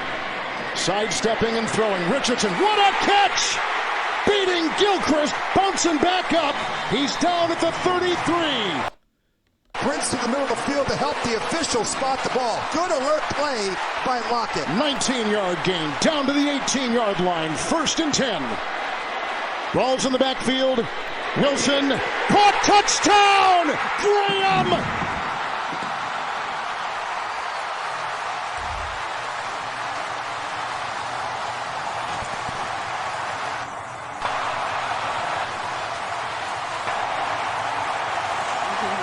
Three-point game, 1st and 10, 2 timeouts. Yeah, so anyway, wild game. Deshaun Watson just all up in our grill. But DeAndre Hopkins at his apex. But we pulled it off. Kevin Harlan in the mix, things you love to see. All right, that's moment number. That's moment number 37, and that was just me and Carlos watching that in our apartment. Good times. And we were going crazy. We were doing the snake dance all day long. Find that song. With that shit. All right, crazy finish first Houston. That's number 34. Moment number 33. Here we go. Let's set it up. Okay, so now we are... All right, we're kind of going, jumping around here with the eras. Now let's go rewind. 2003, made the playoffs. We want the ball. We're going to score. Lost. 2004, made the playoffs. Bobby Ingram should have caught it. Nope, lost. 2005, rolling. Huge squad, kicking ass. We get to host the playoff game versus Washington Redskins. For some reason, I don't know why, but it's so funny. I just remember when Clinton Portis was making those doing those press conferences, being crazy characters. Somehow, I wanted to have access to those videos, so I signed up with the Washington Redskins club or something, and I never stopped being in the club. So I've been getting Washington Redskins /Commanders links, emails since 2005. And they were trying to get me all hyped up for this game. I was like, nah, son. I'm hyped up about the Hawks. But this 2005 Redskins team was pretty good. They had Clinton Portis. They had Mark Brunell at quarterback. They had Sean Taylor. So this was a bit of a tough matchup for the Hawks as the 1 seed that year. Geno Smith, who's put him on his back so many times this year. Nope. That's the last one, fam. That is the last one. Let's do the actual one. We're going to get back in the group. That was just the one that wasn't there for some reason. So here we go. Moment number 33. Sure seems like we're in the wrong city. 3rd down and 3 at the 48. Coming up for a possible blitz. It's Sean Taylor. Meanwhile, time. And the catch by Joe Juravicius. Hasselbeck had enough time. Great blitz pickup that time, and Juravicius. That was not moment number 33, but it set up moment number 33. They had energy. 7-3 game in the 3rd quarter. A lot of defense in this one, but the crowd getting involved with the Joe Juravicius snaggletooth. Hasselbeck making a hell of a play. This is not a double move. That was Carlos Rogers with great coverage on Joe Juravicius, and they improvise in the middle of the play. He's going to run a hitch. No, go. Just turn around and go. And Rogers tried to jump that route, and the first catch of the day by Juravicius, who had 10 TD receptions this year. 1st down, and rolling out is Hasselbeck. His pass is caught by Darrell Jackson. 2005, baby. Are you guys getting hyped? Are you guys getting hyped for Sunday? Is this helping you guys get ready for Sunday? Great moments in Seahawk history. Meanwhile, Jackson has caught 8 passes for 106 yards and the touchdown. Handoff to Morris. Morris finally dumped at. Oh yeah, and the other thing was that Sean Alexander got concussed in this game. He was the MVP of the league. So that was tough times. This was a tense moment. Tense moment here. 7-3 game in the 3rd quarter. He's one of the big reasons why. The big difference I see, Moose, is they're getting a pass rush now. They're just not staying on the line of scrimmage, trying to push the guy and get their hands up. They're actually getting penetration and putting pressure on Matt Hasselbeck. This is moment number 33. From the 5, Hasselbeck running from the pocket, will try to make it in there. He'll get the first down. He'll get the touchdown. And Alexander leads the cheers. Pat Hasselbeck with a 6-yard run for the score.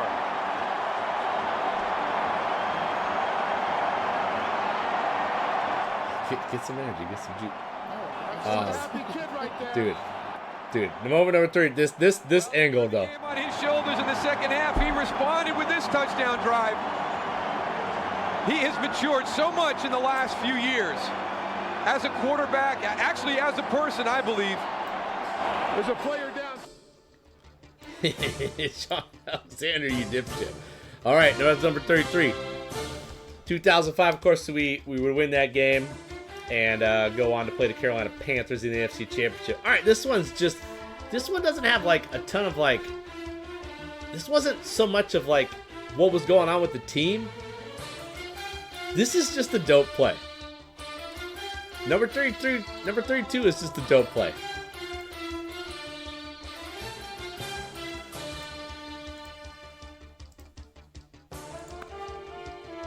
Do the Rams keep going? Now that their game's going to mean a lot. Ooh, I love the green. Wilson's got space. Got nobody downfield, though. Taking it up. Cue the circus music. Wilson throwing for Baldwin. Oh, my goodness, he caught it. And there goes Baldwin down the sideline. Vintage Seahawk play. Baldwin out of bounds inside the 5. Unbelievable stuff. Baldwin was blocking on that play. Doug Baldwin's assignment on that play was to block the end guy. He was in no way, shape, or form supposed to be on a route. And Russell Wilson does the whole Russell Wilson thing. Look, he thought he was supposed to be on the route. He just runs around, then Wilson does it. He said, okay, I'm going to go down here, and then you just throw it up. Yeah, this is just insane. That play made no sense. That was just a classic. The 2, and Wilson, end zone. Jimmy Graham steals it. Touchdown, Seattle. Yeah, I don't even know. That was probably 2016 was when this was. And second touchdown just being too Good big, times. too strong. Throw it high. I got it. Strong hands. No problem. All right, so that one's just cool. That was just Russ to Baldwin insanity. I don't even like that play was so drunk. Anyways, I got that as number 32. All right, this next one. Buckle up. This is the last one of these. It's not really a specific moment. It's just the entire experience of the game. Up until this point, I was just a Seahawk fan, and I was trying to get as much out of it as I could. This game changed everything for me. This game was so exciting, and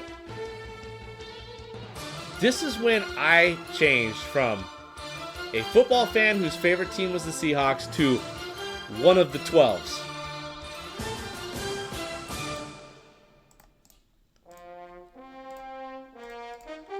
So I put the whole thing on there. If this is my personal list, this is like top 10 for me. But there's no actual moment, so it's just number 31.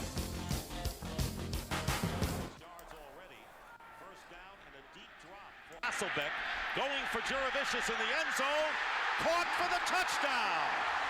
As he out-wrestles. Okay, so this has two possible names for it. 2005 versus the Giants. This is either the Joe Jurevicius game or the false start game. Most people call it the false start game. It's also the Joe Jurevicius game. From the 32-yard line, and penalty marker is down. False start, offense number 66.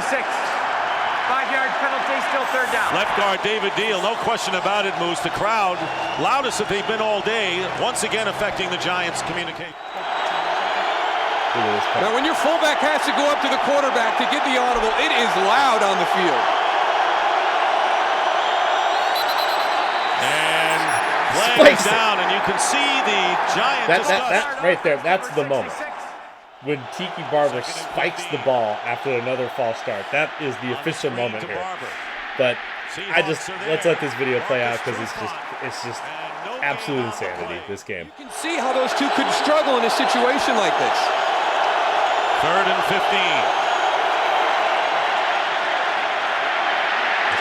Manning's down. Flag goes down. A late flag throw. Sean Alexander, 69 yards and 16 carries. Got off to the slow start. The slant caught by Joe Juravicius. He's got a first down, so the former Giants is showing a safety blitz. It's picked up effectively, and the pass caught by Juravicius. Joe Juravicius had about 43 fantasy points in this game. Seahawks know that a field goal would make this a 2-score game. 3rd down and 7. And Hasselbeck's pass, caught by Juravicius, gets free and is knocked out of bounds inside the 15. Huge game for Joe Juravicius, gets 20 more yards. Jay Feely with a 40-yard field goal with 4 seconds to play. And Feely's kick is no good. He hooked it. Time has run out, and we're headed for overtime. This crowd has gotten into it. To try to win it for the Giants. Yeah, formative game for me.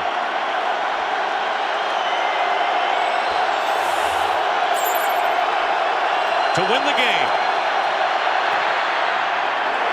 And Feely's kick is way short and off to the right. So Jay Feely, who has been remarkable as a place kicker for the Giants this year, has missed 3 attempts to win it. And he's 0 for 3. So it's 2nd and 21 back on the 24 of the Seahawks. Hasselbeck is going deep for Hackett. Big catch by DJ Hackett. Inside the Giant 40 on the tackle. First down on the 38. Alexander determined. Alexander going for 100 yards in the game. And there is Sean Alexander with a huge run going out of bounds inside the 20. Pickup of 12. I mean, it's just the roars. It's the roars of the crowd. It just changed. I mean, it was always loud. Anything Seattle. Kingdom was super loud, but they had just sucked for so long. But this game was such an epic game. The crowd was going bananas. Jay Feely just taken out. It's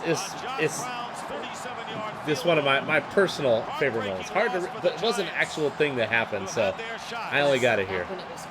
I only got it right here. So number 31 right there. Okay, let's set it up. I think that's it for me. Oh, I love you though. Night all. Number 30 is just some gangster shit.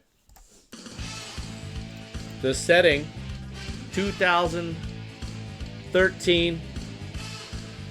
We're coming out with tons of swag, and we got a big game versus the San Francisco 49ers.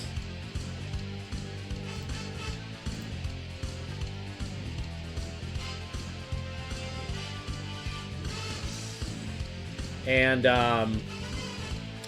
it gets delayed. A lightning delay.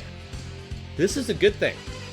This is only going to bring the 12s out in full voice. Get them to drink a little more. The later, the better. For a Seattle home game. The later, the better. Hell yeah. And then, after we had kind of pushed them around pretty much the entire game up to this point, then this moment happened.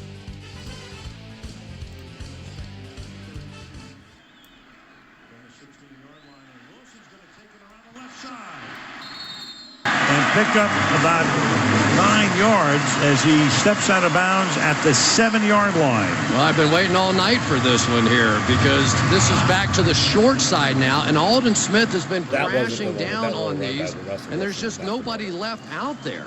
That's what the read option is all about, and it's the first time they've gone back into the short side. He tried it once. This was an eagerly anticipated showdown. Everybody knew the Niners and Seahawks were going to be good. Get greedy on that read option and then pay a price.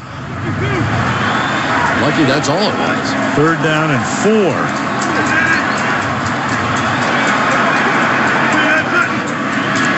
Blitz coming. Pressure on. And Lynch gets open and he will walk into the end zone. Craig Dahl came in. The 49ers, who blitzed less than any team in the league, decide to call one on a 3rd and 4 and get burned. I'm going to tell you, that's great coaching right there. Darrell Bevell, the offensive coordinator, he sees this blitz coming. This is on here because of the way that Marshawn Lynch scored it. That's called a scat protection, basically where they say, if that guy comes, don't block him. The other thing was he had done that earlier in the game too. He had an easy run for a touchdown. Brilliantly done, something you practice all the time, executed perfectly. It was like, is this some bullshit or what? Like, are you guys gonna try? Like, am I just gonna have an easy time? He was almost like upset. It was like he wanted a good game versus the Niners, but they weren't having it, fam. They were just being bitches. Marshawn was scoring easy touchdowns. So Marshawn Gangster, that's number 30. I gotta find number 29 here. I see it. Okay, number 29. How you guys feeling about the overall weight of the countdown? You think I got this kind of like properly weighted so far? Some good moments here. We got 29 more. Hope you guys are here for it. I'm gonna keep it going. All right, number 29 takes us to the 2014 playoffs. It's second down and 13 from the 16-yard line, and Wilson's going to take it around the left side. Just played that one. All right, let's set it up one more time. And discard that, and here we go. 2014 playoffs. Blitz coming. They're going to sling it to Williams on the screen. Cam Chancellor, what a play and a short game. That they were calling a timeout. Poor clock management by the Panthers. Blitz coming. Picked up initially. Newton throwing for Benjamin. Short! Intercepted! Earl Thomas has it. And he's down at the 2. What a big turn of events. So after they convert the 4th down and now a flag, a skirmish in the middle of the field. But Earl Thomas. Carolina out of field goal range. After review, the defender did not complete the catch. The ball hit the ground before he gained complete control. It is an incomplete pass. I just remember being so pissed that they overturned that. A draw to Tolbert. And Tolbert with a big hit. He's going to come up shy of the first down. Cam Chancellor. He did. He gets back there and he blocks it. It's wide. Did he get a piece of it? Unbelievable. We get a penalty too. Defense number 31. 5-yard penalty, 4th down. So they're going to say that he ran into the kicker. Here comes Cam Chancellor again, over the top.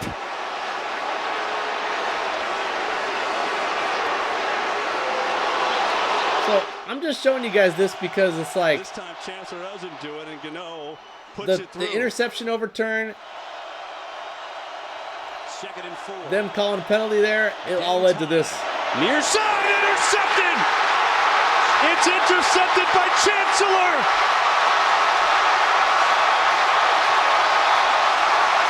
Touchdown! 89 yards!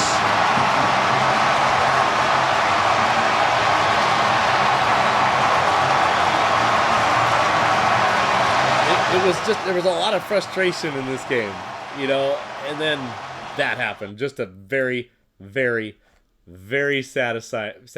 By the way, if you guys are judging Amanda for leaving, she worked all night last night. So Cam Heroics, that's number 29. Next, this one is probably another one that is higher for me than most Seahawk fans. And that is because I fucking hate Ben Roethlisberger and the Pittsburgh Steelers. I mean, a lot of Seahawk fans are kind of with me on this, but this was also a very... Sometimes the moment is elevated by it being a great game. A great game. This was a battle. This was an absolute battle. Did I get that right? Yeah. Here we go.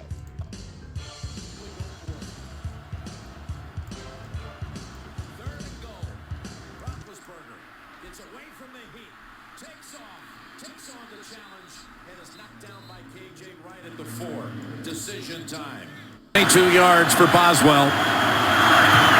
And he gets it. I'm showing this just to let you guys know that that was a bitch move by Mike Tomlin. Go for a field goal there. as he lost the football, but is able to fall on it. But yet, it was looking like a good call at this moment, as it's 3rd and 9 here with a chance to get the ball back to Pittsburgh. Jackson's in the backfield. Yepler blitzing. Here they come. Pass across the middle, and it's caught for the first. It's Baldwin shaking free and sprinting down the sideline for the touchdown. His 3rd of the day. Doug Baldwin.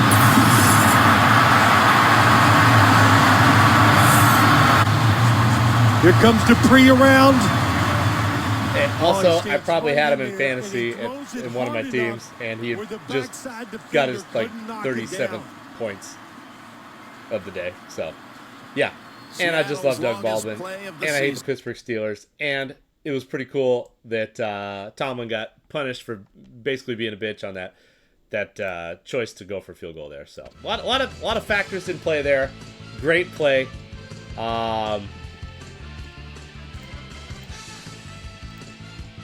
Let's see where we're at here. Okay, Baldwin versus Pittsburgh, that's number 28. Let's go back to... I'm going to try to keep this moving so we get through all these tonight. They get a little bit faster. Some of them, I feel like the more we get towards the end, the less context which is needed, because you guys kind of know what it is. So, number 27 is from the year 2012. Now, the end, it was a decisive game in the end.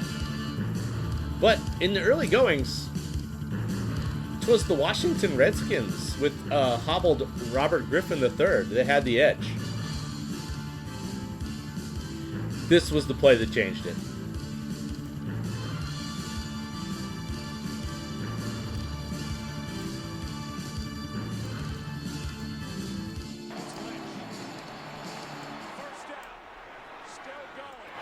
Gets a block from his quarterback and is in for the touchdown.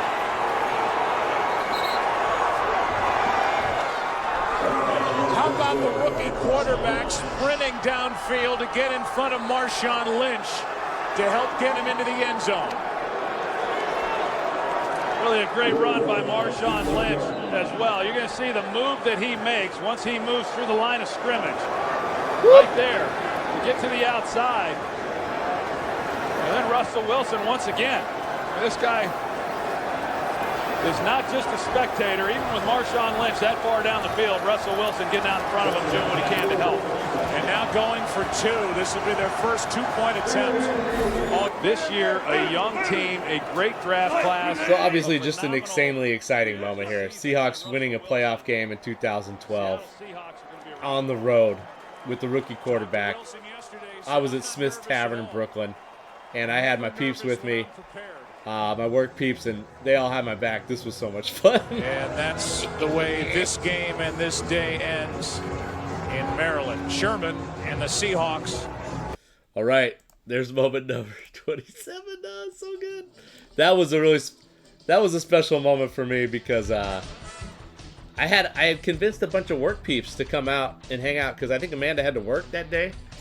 And I have like 6 or 7 work peeps. They all came out, and it was just that game. You know, usually we met on Sundays at the Smith's Tavern to watch all our various favorite teams, but everybody had... Not working. What were you doing? I was in Dayton, Ohio, interviewing for residency, watching that game by myself in like a Red Lion Inn. Okay, cool. In a smoker's room. I remember specifically. Yeah. But I had like Aaron, person of interest, Stuart, Caitlin, Lissa. They all came out. They all had their own teams, but they came out to root for the Seahawks. So that was a very special moment for me. Anyways, 26. Okay, so speaking of Marshawn Lynch,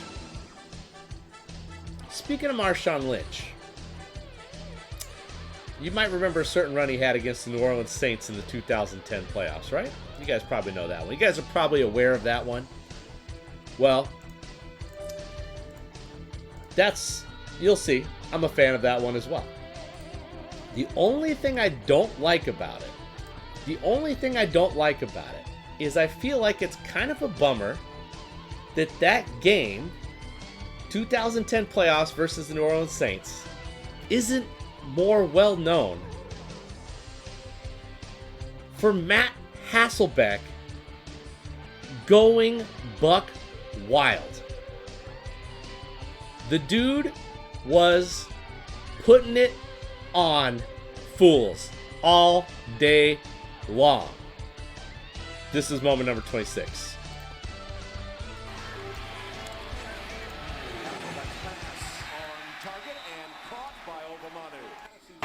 This moment particular, this is it right here. Hasselbeck pumps once and lays it up into the arms of Mora, his tight end. Out of bounds, no touchdown. He is being ruled out of bounds. That pass specifically is the official moment, but really this is just an homage to Matt Hasselbeck, his last great moment for the Seahawks. He played one of his best games ever. It's just, the guy's a legend. And by the way, he could have played for years longer. He still had a lot of gas in the tank. So I'm kind of a little bit bummed. There's a dime to Brandon Stokely, Seahawks legend Brandon Stokely. So yeah, I'm just a little bit bummed that this game doesn't go down as the Matt Hasselbeck game. Honestly, it could have been, but then something else happened that kind of changed the narrative a little bit, which makes sense. But to be a 12-year veteran. Night to Seattle, missed all week in practice. Hasselbeck pumps, then goes complete to Obamanu. Motion empties the backfield. Here's Hasselbeck. He's going for the touchdown. Downfield to Williams. He's got it. Touchdown, Seattle. Watch this game live at Carlos East. Yes, not Carlos. Carlos. What up, Carlos? Carlo East. Yeah, we watched that game. That was that was probably the most fun I've ever had at a bar watching a game. That place full of Seahawk fans was absolutely insane. And we were already having the time of our life before the Beastquake. Well, you gotta subscribe. We were already having the time of our lives, and then that happened, and it just put everything over the top. Okay, this next one, another one, super duper hard to put in perspective. I don't know if this is appropriately ranked. Why? What's the issue? The issue is it just happened. It was fucking awesome. Fucking awesome.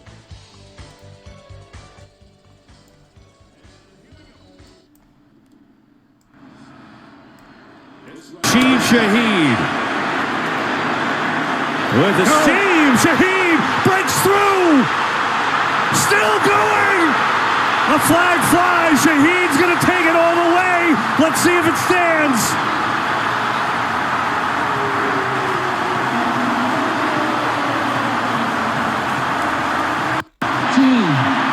That penalty will be in. Shaheed just right through the heart of the kickoff coverage.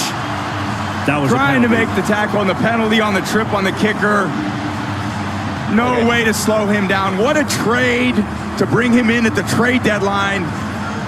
So this one, when I was made the initial list, I had this one way lower. In the moment, I was still pretty upset that the Buffalo Bills had lost. But I guess I'm just thinking that prediction, after we win this weekend, that moment is going to live on in infamy, and I'm going to forget about my mood at the time and just enjoy that was an absolutely epic play that smoked the Niners before they even had a chance to touch the football. They were done, son. As a matter of fact, they never even got 7 points in that game. So that, just in general, that game was awesome.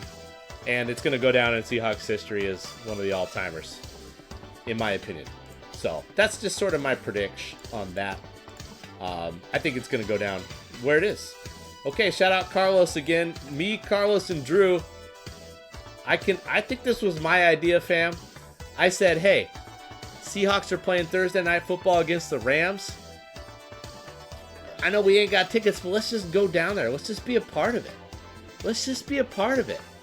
But then we kicked it at Sluggers. That was a great choice. This was a fun-ass game. Fun-ass game, and we watched the whole thing at Sluggers, and it went down to the wire. But the moment has less to do with the game and more to do with Are you fucking kidding me? Did this really just happen? Did we really just see this? All right, you know what? Let's just pause it. Let's not fuck up. The videos are going. They're switching sizes all over the place. Let's set it up right. Here we go. Number 24. On first down, Wilson keeps. Surveys, nowhere to go, and back in the end zone. Touchdown! What a catch by Tyler Lockett.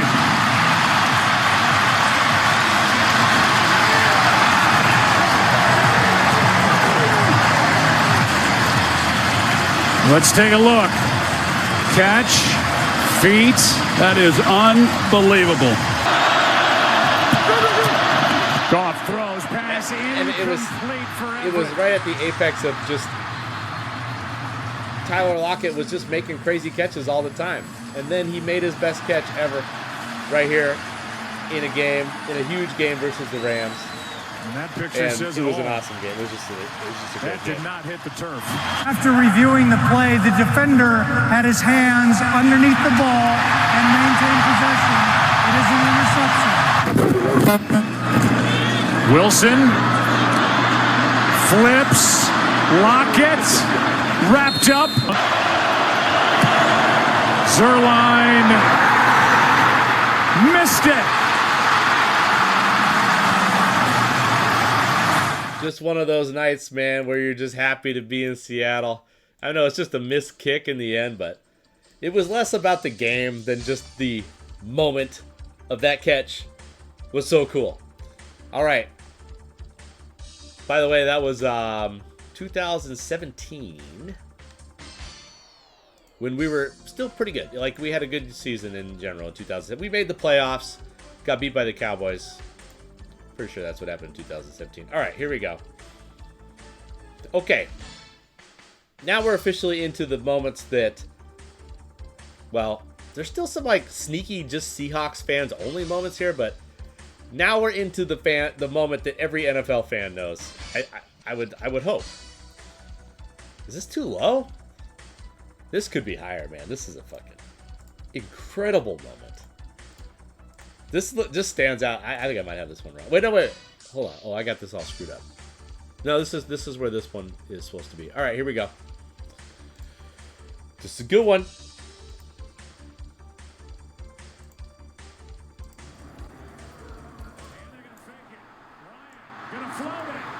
The touchdown! Seattle back in it.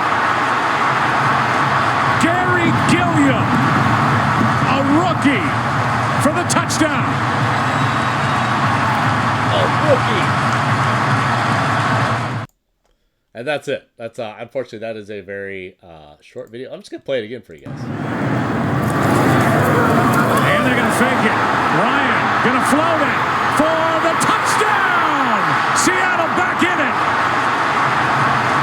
Gary Gilliam, a rookie, for the touchdown.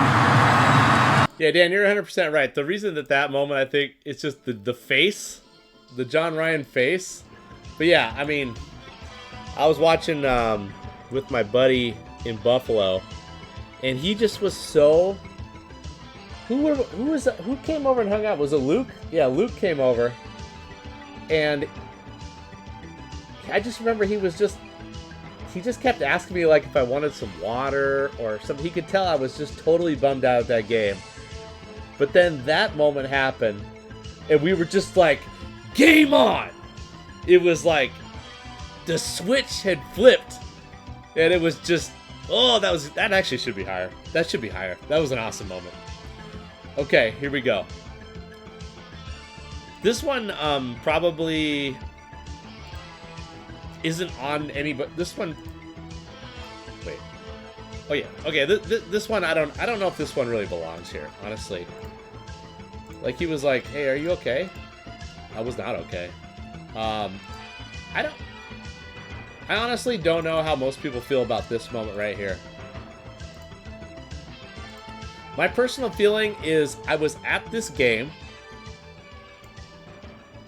and my buddy Brett Linthicum had a Cam Chancellor jersey on, and Cam Chancellor was also my favorite player, besides Marshawn Lynch, and things were going pretty well, but then this moment happened. This is a short one again, and I was like, oh fuck, these boys are fired up. Our first Super Bowl clip.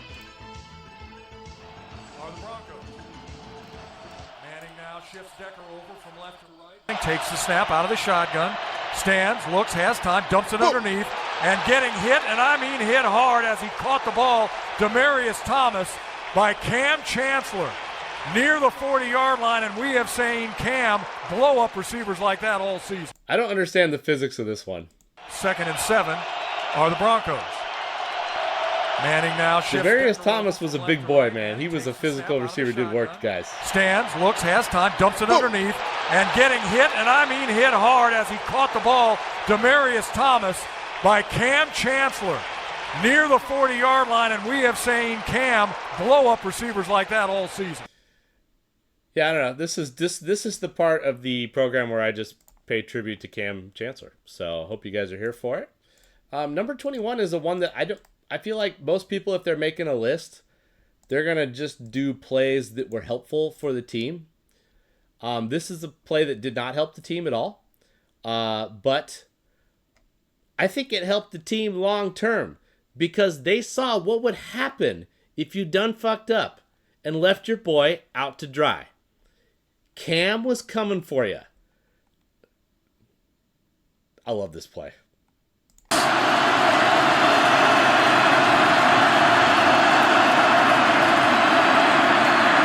And Kaepernick wide open and making the catch, and what a shot. Flag is thrown. In fact, 3 of them. Davis lost the ball. Cam Chancellor comes in. He's the first guy in there. And Vernon Davis, as he's ready to collect it, and he's going to blink his way probably over to the sideline.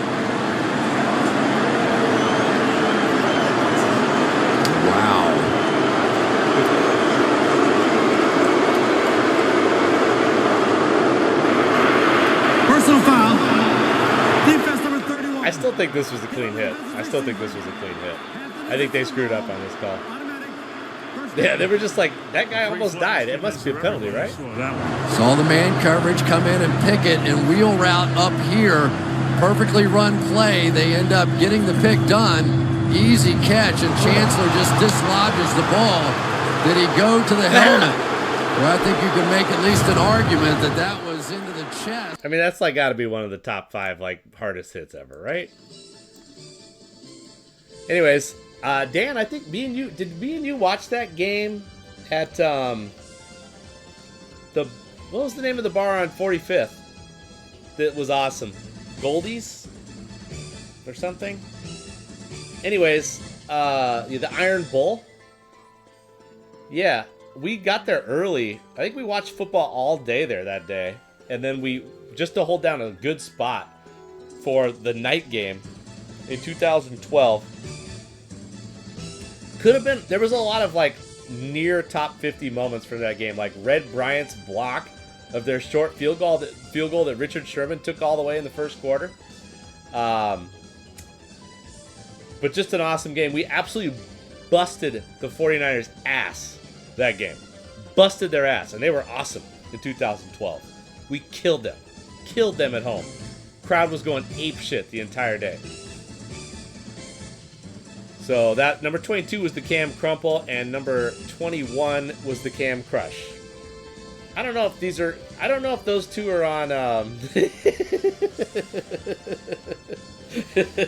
I don't know if those two last moments are on most people's top 50, but they're number 22 and 21 for me. Call me a barbarian, but I like it when dudes get crushed. Okay, here's another recent moment that is hard to classify, but I do think that by the time the dust settles, we'll all be pretty.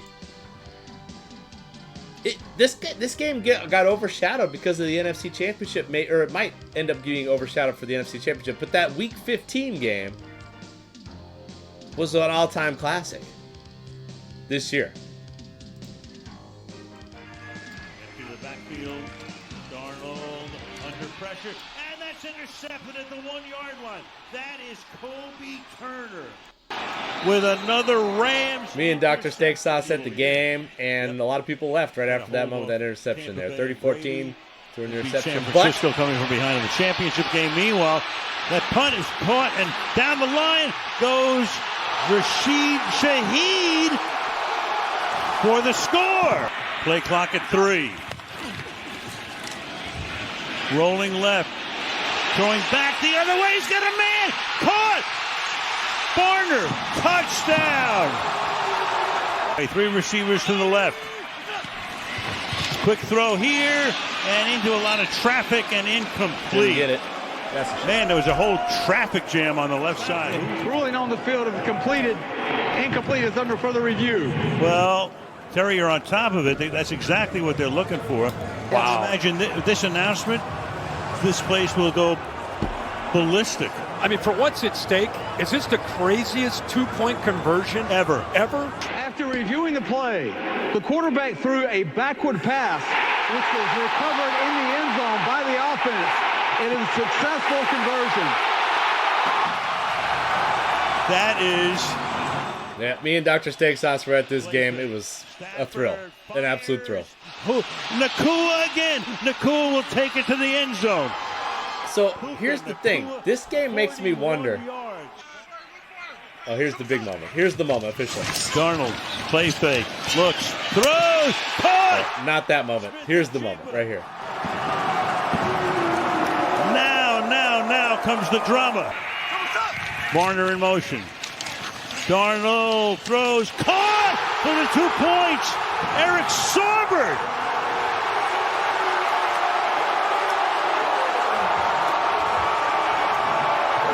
They throw to a guy who hadn't made a catch or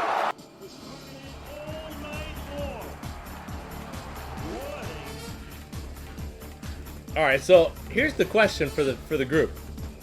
What's the greatest opponent in the history of the Seahawks? Is it the 2013 49ers or is it the 2025 Rams? Watching Matt Stafford live against that defense, that dude is a boss. The fact that he's not winning the championship is only testament to the greatness of this team that we have right now. Puka Nakua in them, that team's a problem.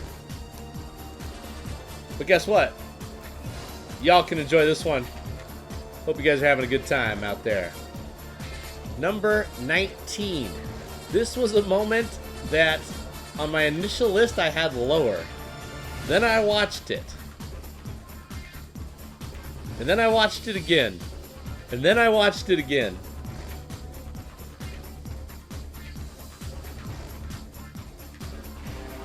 This is just awesome. This is a great play by my favorite Seahawk of all time. Remarkable poise for a guy his age. Here's Lynch. Oh, some high stepping and some shifty maneuvering. And Peterson tries to strip and stay in bounds. If he's stayed in bounds, he's going to go all the way. Marshawn Lynch, 79 yards, unless he stepped out and you saw. Word up, Dan. We played a board game while waiting for this game to start on Sunday night. What were we playing that day? We were watching this in the corner pocket with like 2 other people, and then we had a bunch of homies came and joined us, and it was a lot of fun.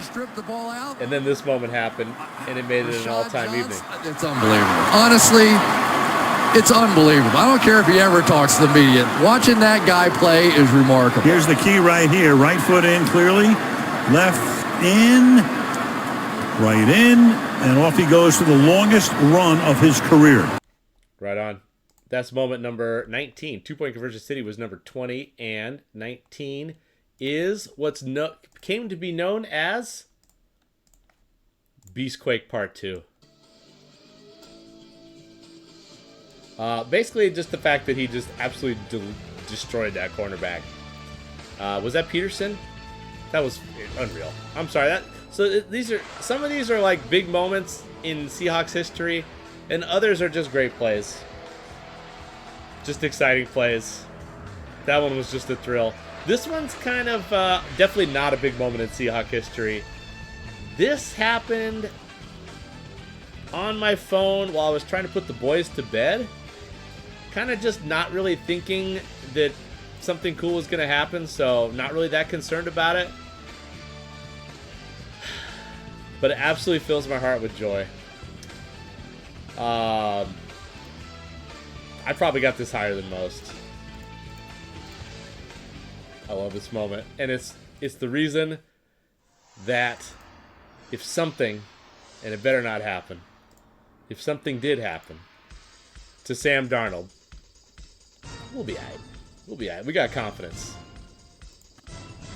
The game and both teams needed. For Seattle, it's 1st and 92 yards. Down by 4 with 1:52 to go as the curtain has come up tonight on Matt Patricia calling the defense for the Eagles, and he's doing it without Darius Slay, their best corner. Here's one in the air off the hands of Noah Fant. But he hasn't done much, only 116 yards passing, but it's going to be all on him on this drive if he's going to do it. Much. Second down and a diving catch by Metcalf. And with under 1:40 and 1 timeout. 2 deep safeties, and he splits them and probably scores a touchdown. Here is a bobbled pass, and Metcalf comes up with.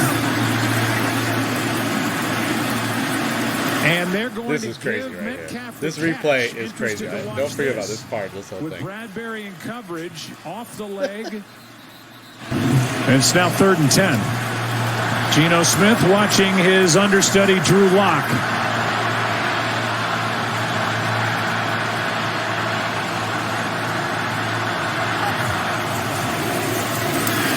Lock airs it out. Metcalf downfield.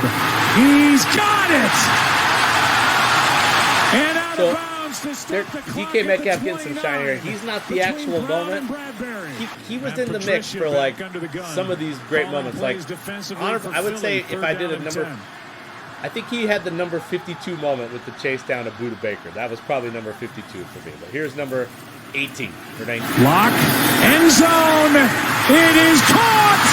Touchdown, Seattle. Smith and Jigba has put the Seahawks on top.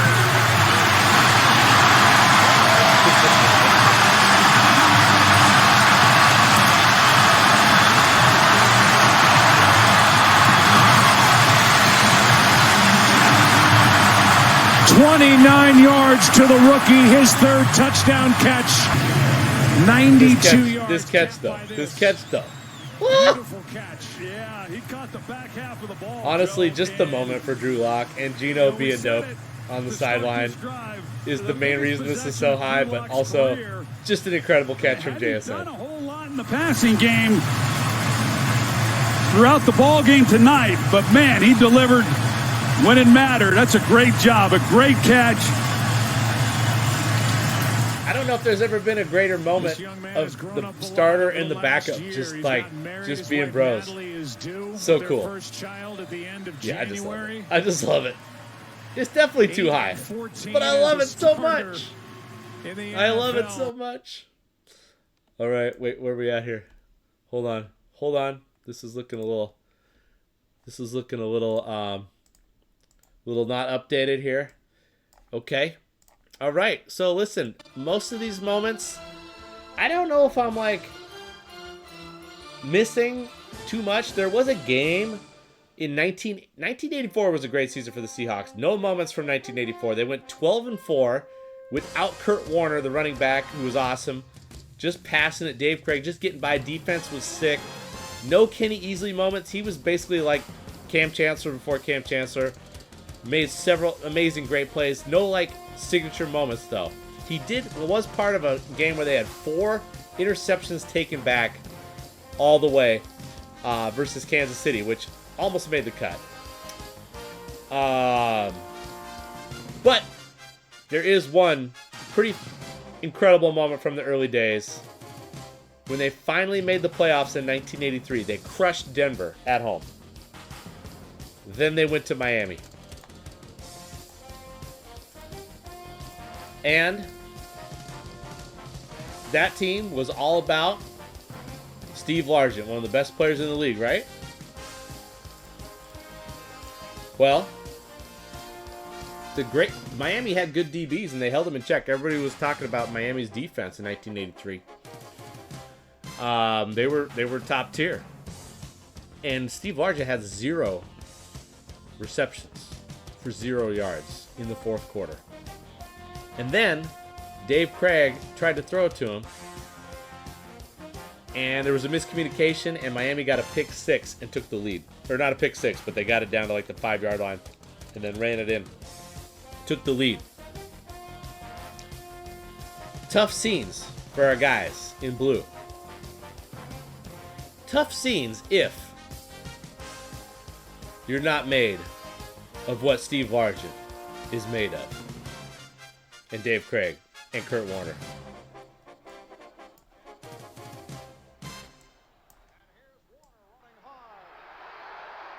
We got Marv Albert on the call here.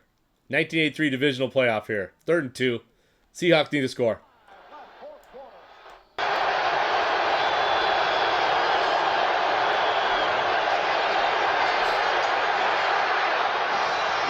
Largent coming back to make a beautiful catch and a first down. So the first reception of the day for Steve Largent. Crowd again urging the Dolphin defense on. Here's Dave Craig stepping up and throwing for Largent. He's got it. Craig's pass to number 80. Steve Largent, his second consecutive catch. This one for 40 yards, and here are the Seahawks on the doorstep. Now that's unbelievable. For 57 minutes, the Dolphins have been able to shut Largent down. Look at that batter. Oh, that's a great batter. When Judson looked back at the quarterback, that's when Largent breaks. And that's great familiarity between the quarterback and receiver. Craig on the other side does pay a certain price. He has tremendous confidence in the receiver. That's Charles on his back, number 71. 3 points, 3 yards to win this football game. First and goal. Kurt Warner. Touchdown, and Seattle has the lead. No flags. The Seahawks come roaring right back. And now...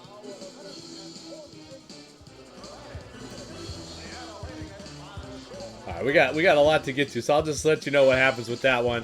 The kick returner fumbles it. They hold Seattle to a field goal because Kurt Warner goes out of bounds. And then they get the ball back again with like 30 seconds to go, and the kick returner fumbles it again. They would go on to play the Raiders in the AFC Championship and lose to the eventual champion Raiders. But the first huge moment for the Seahawks is number 17 on my list. Your boy Steve Largent. I just like the redemption story of Largent in that game. All right, number 16. I'm going to try to buzz through the rest of these guys so everybody can get to sleep and get ready for this crazy weekend. My list is looking a little fucked up here. Shit. We're okay. What's going on here? Did I miss? Oh, we're good. All right, this is another one. So I think I have all plays from this game rated a little bit lower than they should be because of what happened after we won this game. But this whole sequence is basically... I'll tell you the official moment of this, but I think a lot of people have this probably higher. I don't know. It's number 16 for me.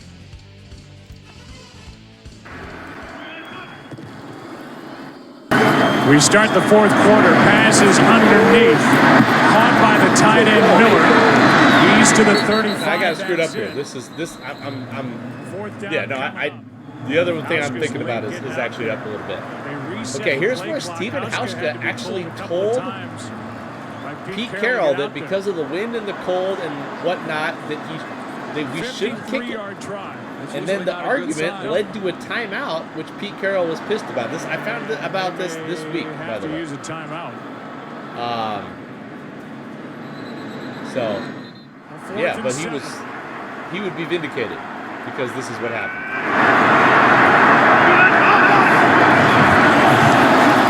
Flag is thrown. It's a free play. Into the end zone. The pass. Caught for the touchdown. Curse.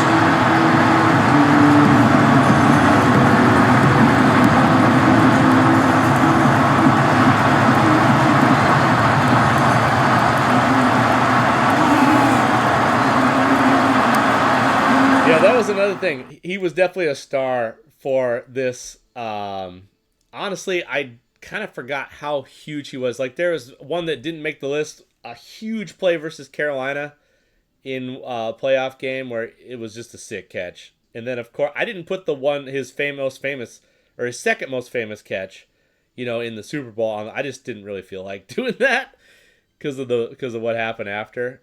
But that play was so sick that we'd taken the lead in that classic game on an offsides, and then the receivers knew to run a different route because it was offsides. It was like, let's take a shot, like it changed. They had a play ready to go for that moment. That was not the play. And then also Stephen Hauschka knowing that a kick was not the right choice, 53-yarder. Just a great moment right there. I got that all the way up at number 16. That is just some sick football. Needed, absolutely necessary to win that game against a tough opponent. The 2013 49ers were no joke. All right, this next one, I hope Amanda probably went to sleep by now, but me and Amanda watched this game at a bar in Buffalo when everybody else was fired up about the Bills getting started. I believe we had the early game and the Bills had the afternoon game, but I could be wrong.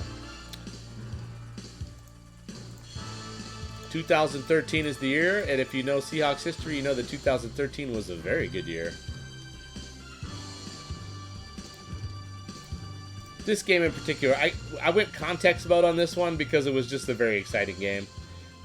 Seahawks were getting killed in Houston, and then things started to change right around the time where this video picks up. Sideline throw. It's caught. Jermaine Kearse. I think they're going to get him for OPI here. Offensive pass interference, pushing off. Pass interference. Offense, number 15.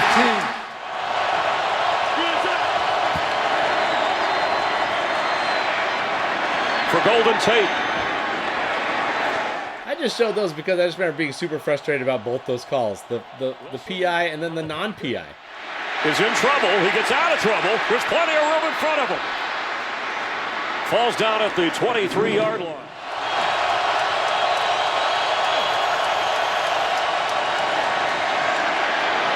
Doug Baldwin falls and makes the first. I need some water, y'all. This one's got a little context for it, so enjoy. Baldwin. Russell Wilson is going to go down.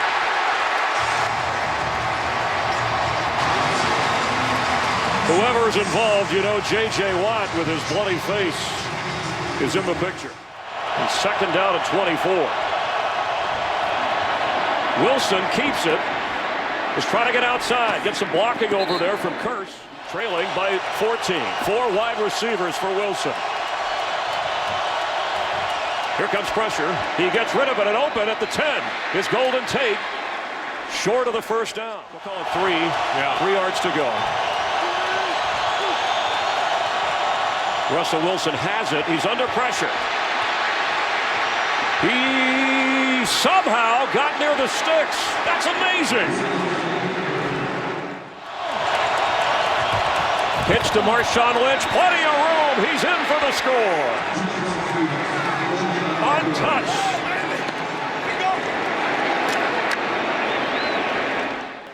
That does look like that's where it happened. The Never Say Die 2003. Here's the moment. Timeout. 3rd and 4. Sean has it. Throws. And it's intercepted by Richard Sherman.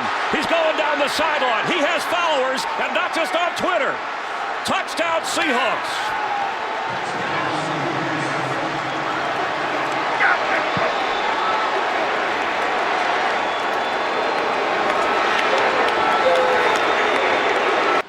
Trying to go to 4-0 So for the first time. you can't really see it in the video there, but what made that moment, what elevated that into iconic status was his shoe coming off.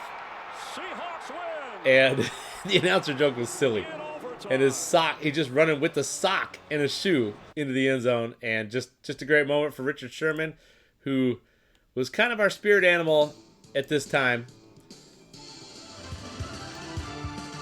That's number 15, man. That game was awesome. Me and Amanda had an awesome time watching that one at a bar in Buffalo. Kind of just off to ourselves, like, not off to ourselves, like, kind of surrounded by Buffalo fans. This was such a crazy time to live in Buffalo because the Bills were so ass. It was the one on, like, the main drag hurdle, or not hurdle, but the one that went north-south. It was kind of closer to where our neighborhood was. Yeah, it was on Elwood, yeah, and we were by the window, and we were just going crazy that game. That was the early game that day, and that moment was awesome. With the socks, there was also a crazy Marshawn Lynch running that game where he just went total beast mode. Okay. So there could be another one here that I forgot about. Like, I'm not sure if the Seahawks won that game where Largent had the 100th touchdown, for example. I'm not sure. This, I believe, is the only moment that's an L. It's an L. It's an L for the Hawks. However, the way in which they came back, it really changed the narrative. And it was such an inspiring performance, such a dominant performance, that we all knew, every single Seahawk fan knew, that the next year would be our year.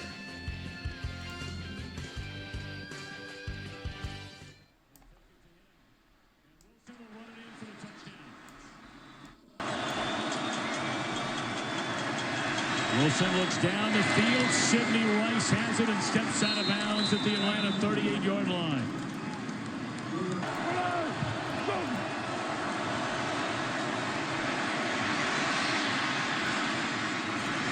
Serban cuts it back to the inside. Woo! Inside the 5 and run out of bounds at the 3-yard line. Me and Amanda watched this game from Stewart's apartment in Astoria, Queens. Basically, Russell Wilson was dominant. He was dominant in the second half of this game. They couldn't do a damn thing about it. That was a good team, too, the Falcons team. 2 minutes to go in Atlanta. And Seattle down by 6. Wilson looking, and he finds in the middle of the field Golden Tate, who spins out of one tackle. Yeah, I believe this is the official moment right here, but it's really just about the vibe of this comeback. Blitz coming. Wilson escapes the tackle, will get the first down, and then some to Lynch, who's stuck in the end zone, and run out of bounds at the 5-yard line. Yeah, bittersweet. I was heartbroken that we lost this game, so I kind of fucked up the video on this, but basically, right after that sick play where he avoids the rush, which was crucial, Marshawn Lynch goes in the end zone, and then there was 24 seconds left, but Atlanta had 2 timeouts, and they got it in position to kick the field goal with Matt Bryant to knock us out of that 2012 playoffs, where I was just thinking, like, when we scored that to go ahead there, that we were for sure going to the Super Bowl. That we were for sure going to the Super Bowl and winning the Super Bowl.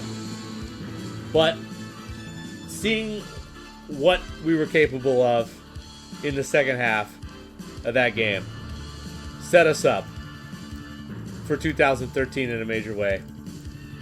And of course, we ended up doing the damn thing. Okay, this is for the old school heads. And just because my Tecmo fam, I thought you might...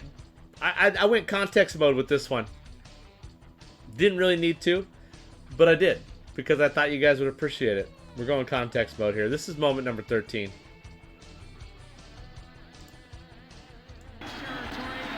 Timeouts left. First down.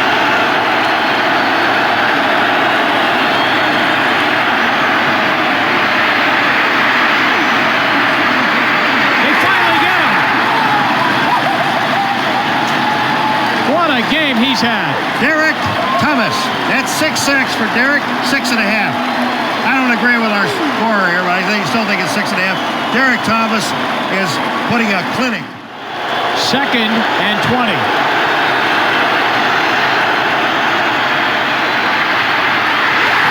Loose football. Andy Heck comes up with it.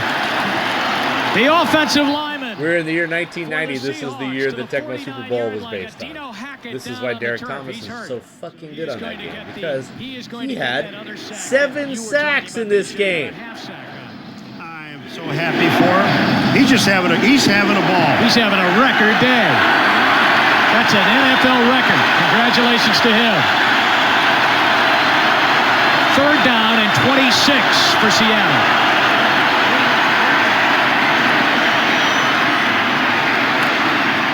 Tommy Kane, fumble, Chris Martin.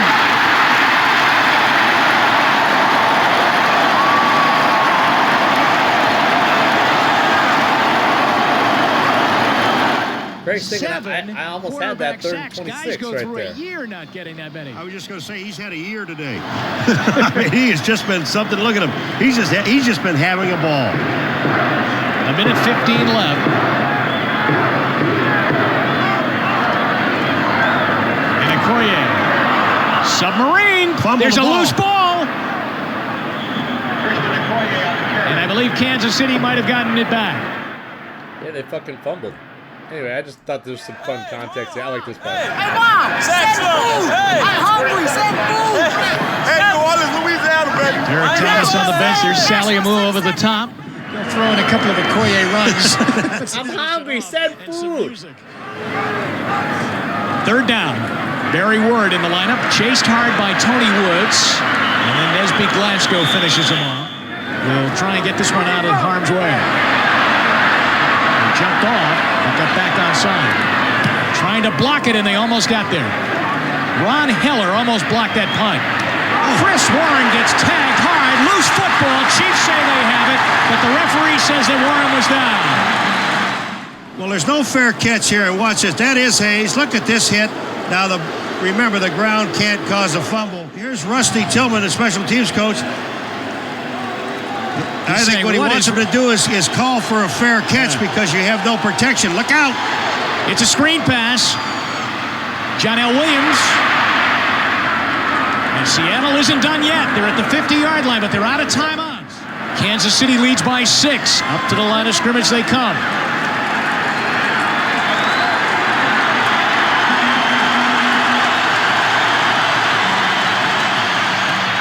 That's open. Down to the 25-yard line. Tommy Kane, he picks up 25 Tommy yards Kane redemption alert. He's got a burn 10 seconds left. He's got to get him up and spike the ball into the ground.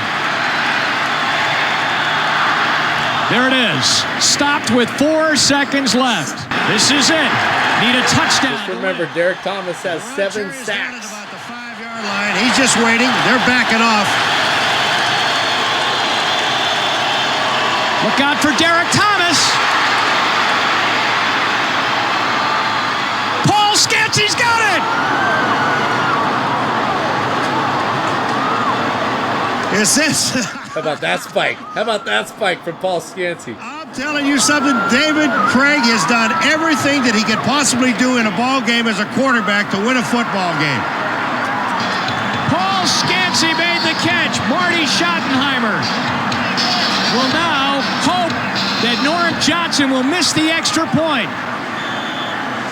Scancy is downfield. Now look at, you've got to get into the end zone. He's just all by himself. Now I don't know. There's Deron Cherry. Martin is not deep enough. Scancy goes up. That ball is right on target and is perfect. Just an awesome moment. Dave Craig, my first football hero. We were never out of it. Absolutely never out of it. The guy was a competitor to the end. Always had a little fourth-quarter magic. That was his masterpiece right there. And David Craig fires a touchdown pass, and Chuck Knox comes away with a huge Seahawks victory.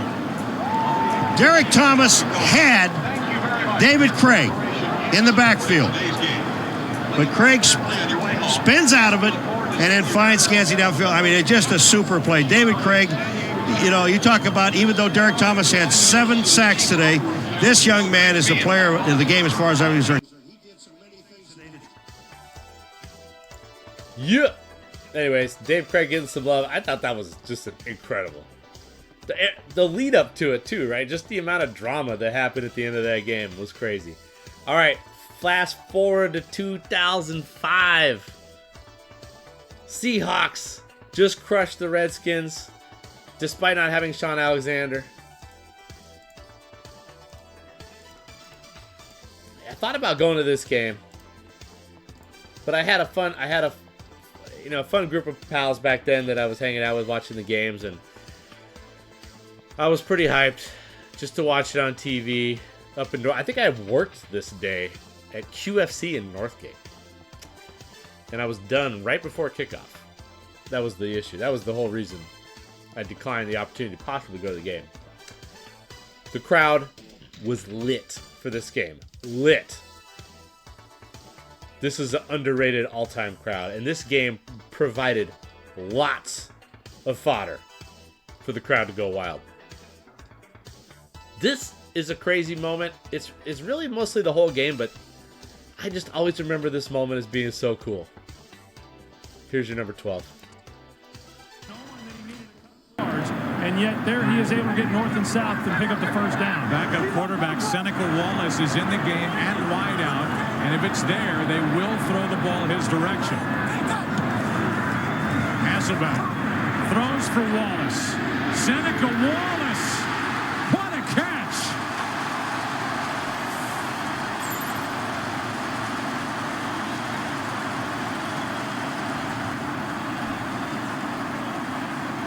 That's got to put a smile on the face of Matt Hasselbeck. I mean, they just brought in their backup quarterback and threw a double move to him, and he made an incredible catch. This is sick. Jumps on it, Ken Lucas, and then you've got Seneca Wallace up the sideline. Not a great thrown ball, but a great catch by Seneca Wallace. 28-yard completion. Hasselbeck over the middle. Touchdown, Stevens.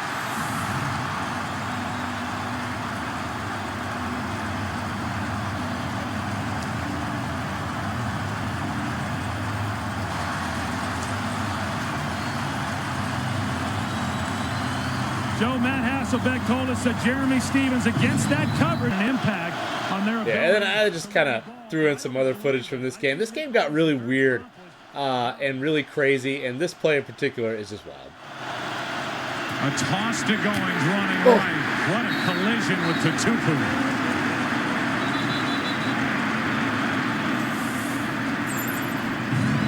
Goings is having trouble getting up. He got hit right in the mouth. Well, he's a tough runner, but he takes a big hit right there. It looked actually like Lofa Tutupu might have taken the worst of it, but you know, anytime you leave your feet like that Dick Goings did, you know, a lot of times you're going to take a pretty good collision. So needed help just to stand up from his teammate. Yeah. Michael. So Lofa looked like he got killed, but Nick Goings was the most obviously concussed player I've ever seen in a game. After that game, that was his last play. He was their third string running back. So that was a tough loss for them in that game. They left Jake Delhomme to fend for himself. So here's some more fun from this game. NFC Championship, by the way. From him here, Marquand Manuel. First down, Carolina. This is floated, and there's Manuel waiting for it. Another interception. Marquand Manuel out of bounds inside the 20.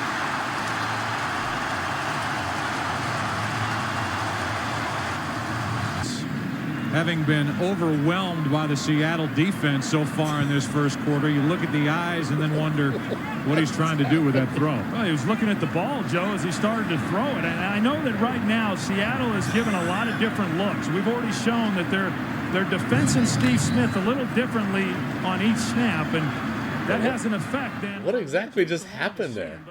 What just happened? Second down and 9. Alexander trying to get to the edge. Sean Alexander. Down inside the 2. I just want to let you guys hear some of those crowd roars there. That was obviously, just in general, a great moment to just go to the Super Bowl for the first time. But the Wallace catch is the specific moment that I'll always remember from that game. That was number 12. All right. Thanks for hanging out so late. I'm going to try to wrap this up as quickly as possible. The rest of these don't need as much context, so there's that at least. Our next moment is from the 2013 NFC Championship. Just a great player. My favorite Seahawk ever. Just being dope as fuck.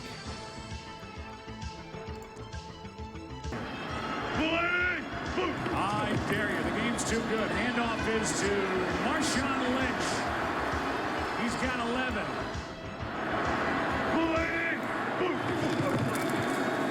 It's Lynch. It's a first down. Marshawn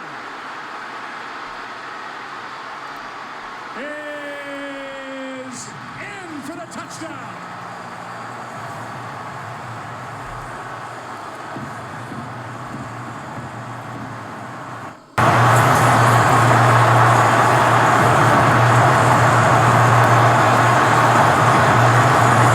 Not by me, dog. And the thing about this, the reason I got this up here so high is because of the frustration factor of that game. We were getting, it was just, we kept getting just shitty plays and just shitty stuff was happening and we just couldn't get a foothold at all. And then finally. The wrong game for you. I dare you. The game's too good. Handoff is to Marshawn Lynch. He's got 11.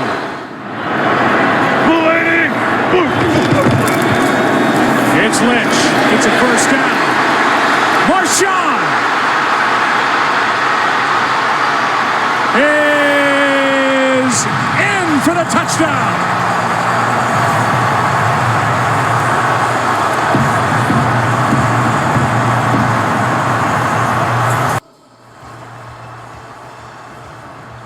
Yeah, pretty much. That's kind of how I feel about it.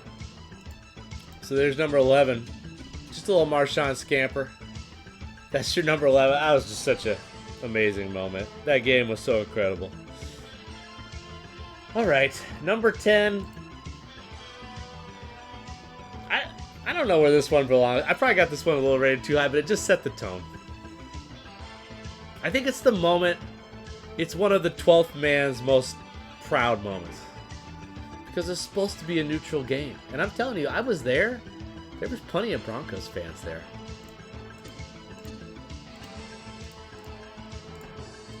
There was plenty of Broncos, and they actually were bringing it.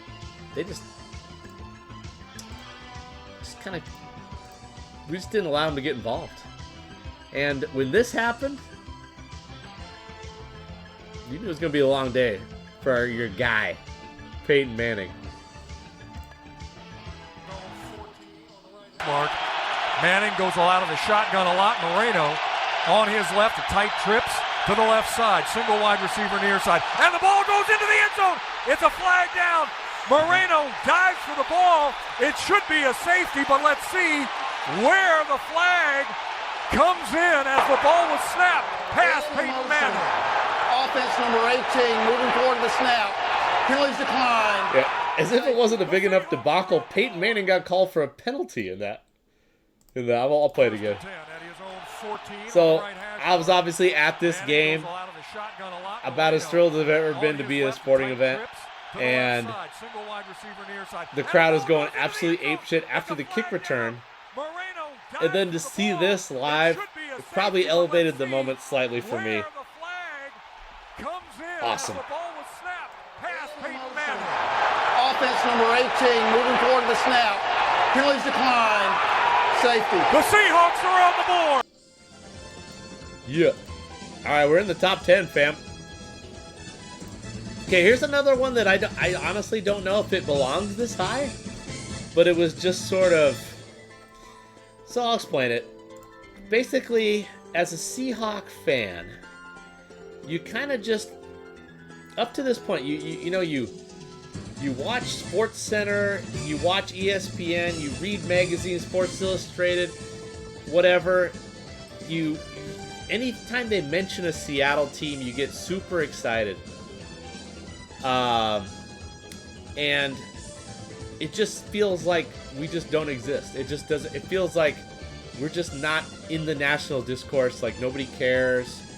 When we do something good, it's like, oh, cool, good for you. Nobody gives a fuck. 95 Mariners, everybody's like, yeah, that's a cool team. Let's bring back, Sonics are cool, but whatever, who cares? Oh well. This was the moment that flipped it to actually people starting to not only know about the Seahawks and a team from Seattle, but also maybe kind of not like us? Wonderful. I think it started right here. Context mode. 37 yards. From the gun, Brady underneath. Oh, what a wallop! Welker just took a shot from Browner. 15 yards on the ground. From the gun, Brady. Intercepted! A rarity. Tom Brady gets picked off by Richard Sherman. Looking to get it in to Deion Branch. New England turns it over at the 4:45 mark of the third. Just the second interception thrown by Brady all year. Great coverage by Sherman as he gets his third pick of the season. Start of the fourth quarter. Patriots up by 10. Brady fires. Intercepted! Picked off once again. Earl Thomas for Seattle. And Thomas is out of bounds out near the 20-yard line. Tom Brady, another rare mistake. They're up 20-10, about to go in for the score. Hey, there's our girl. That's Reba knows her. 76 plays run for New England. Compare that to 46 for Seattle. Shotgun, pump, Brady, dump off. That was to an offensive lineman, Dan Connolly. Flag is thrown. That will be intentional grounding. Intentional grounding. Offense, number 12. Penalty is 10 yards. And a loss of down. Brings up third down. There's crowd noise here in Seattle. Asking Welker to go make a play. Welker driven down by Cam Chancellor, well short of a first down. Seattle down by 6. 3:15. 3:15. Hey, here's the moment. This is the official moment. Right? Again, a bootleg. Step and fire. Wilson, separation, touchdown Rice.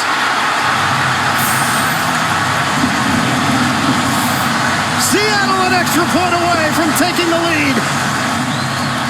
A bomb from Wilson to Rice.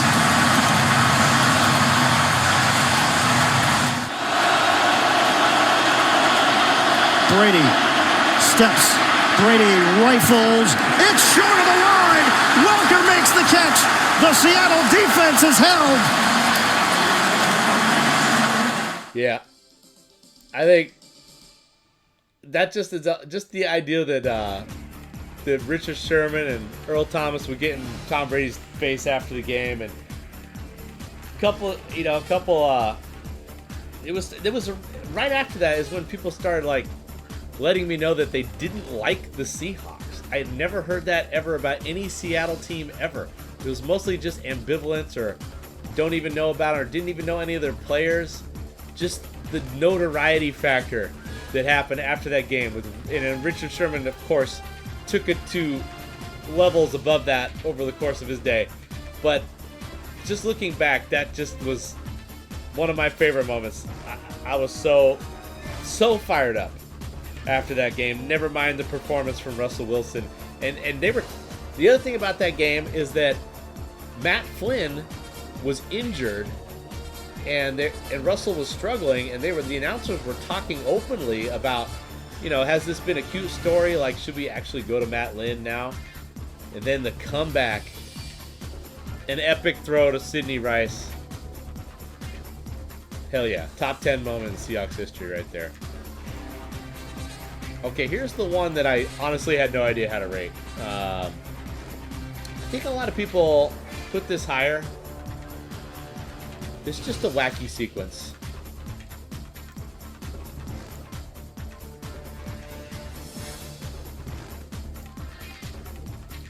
Nope. definitely not that. Definitely not that. We'll watch it again, though. It's a good time.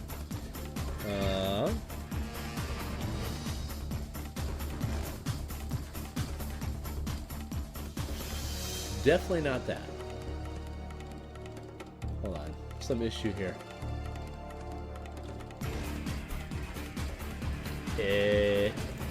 Timeout. Oh yeah, this.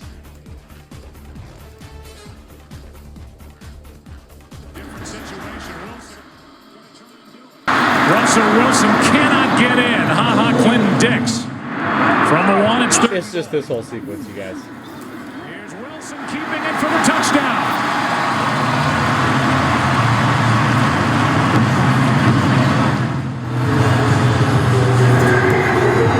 Good kick up into the air. It is loose and recovered by Seattle. Officially, it's that onside kick. Officially, that is the moment, but it's more just the whole moment. Culminating in the two-point They have to conversion. start thinking about it. Here's Lynch. Lynch! Marshawn Lynch! Beast mode! Touchdown!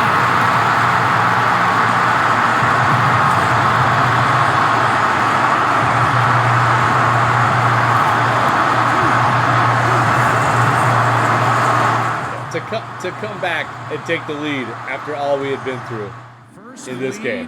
But this play right here is what really takes the cake. It makes us the top 10 most. Out to his right. In big trouble. Up for grabs. And caught by Luke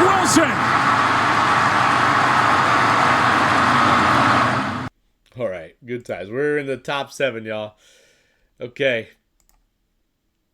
I'm potting up the prime time every time. So that whole comeback, we're not quite done with that, in case you were curious. Number 7, y'all. I wonder if people have this one higher, actually. Well, obviously we're super high already, but I think this is when we all knew. This is when we all knew. We weren't 100% sure up until this point. Catch, he's on the run, he breaks free, he's across the 40, the speed, there he goes, midfield, look out, he's gonna go, take the second half kickoff all the way back, baby! 88 yards for a touchdown, we knew Percy was gonna do it tonight, touchdown, Seahawks! No flags, are you kidding me? Percy Harvin, the Seahawks fans, the 12s are going nuts. And the Seahawks stretch their lead to 28-0. We spent all halftime talking about how dope Peyton Manning was and how the game wasn't over. But hard to really. He's on the run, he breaks free. Yeah, I kind of screwed up this video. It looks like I didn't get the bounce in there. He's gonna go. Take the second half kickoff all the way back, baby! 88 yards for a touchdown. We knew Percy was gonna do it tonight. Touchdown, Seahawks! I think Richard Sherman's reaction to this also was a big part of why it is so great. All right, let's keep moving. We got 6 more here. Percy Harvin, Seahawks legend, of course. Here we go. Number 6. Let me load it up for y'all. I think this one might be a little personal for me. I honestly don't know if most people have this even in the top 10, top 20, top 30, top 40. It's personal for me. I just enjoyed this so much. Packers playing at the goal line as Wilson scrambles to keep it alive. The game's final play is a Wilson lob to the end zone, which is fought for by Tate with Jennings simultaneous. Who has it? Who they give it to? Touchdown! One guy goes up, touchdown. The other said no time. Has to be looked at because it's a score. Still have an official down there in the pile looking. There's Russell Wilson. All right, 2012 season, replacement referees in the mix. This was the last replacement referee game. This is just big for me personally because I was at a rowdy ass bar, Carlo East, Upper East Side, New York City, with my fellow Seahawk fans. That place was all Seahawk fans, and we were going crazy the whole game. It was a fun game, but Aaron Rodgers finally pulled some shit off. Took a 12-7 lead. I think we had a fumble late with Marshawn Lynch, maybe. But we were hanging in there, and we had one last chance to do some shit. And the ball went up in the air. I just, at this point, I was like, I believe in Russell Wilson. I got my Russell Wilson jersey on. Everybody's giving me so much props for having a Russell Wilson. They weren't even available at this point in time because he just wasn't expected to do shit his rookie year.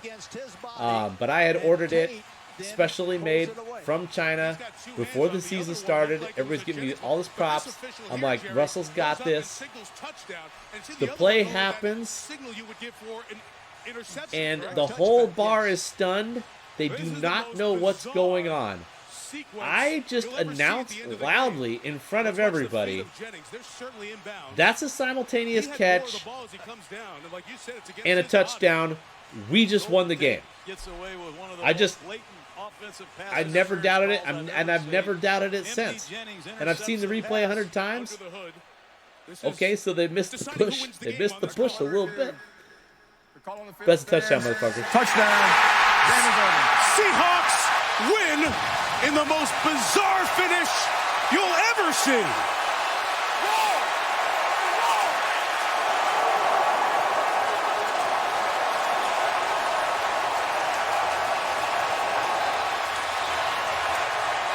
I think there's at least a small factor of they didn't want to overturn it with Pete just chilling right there, right in front of them.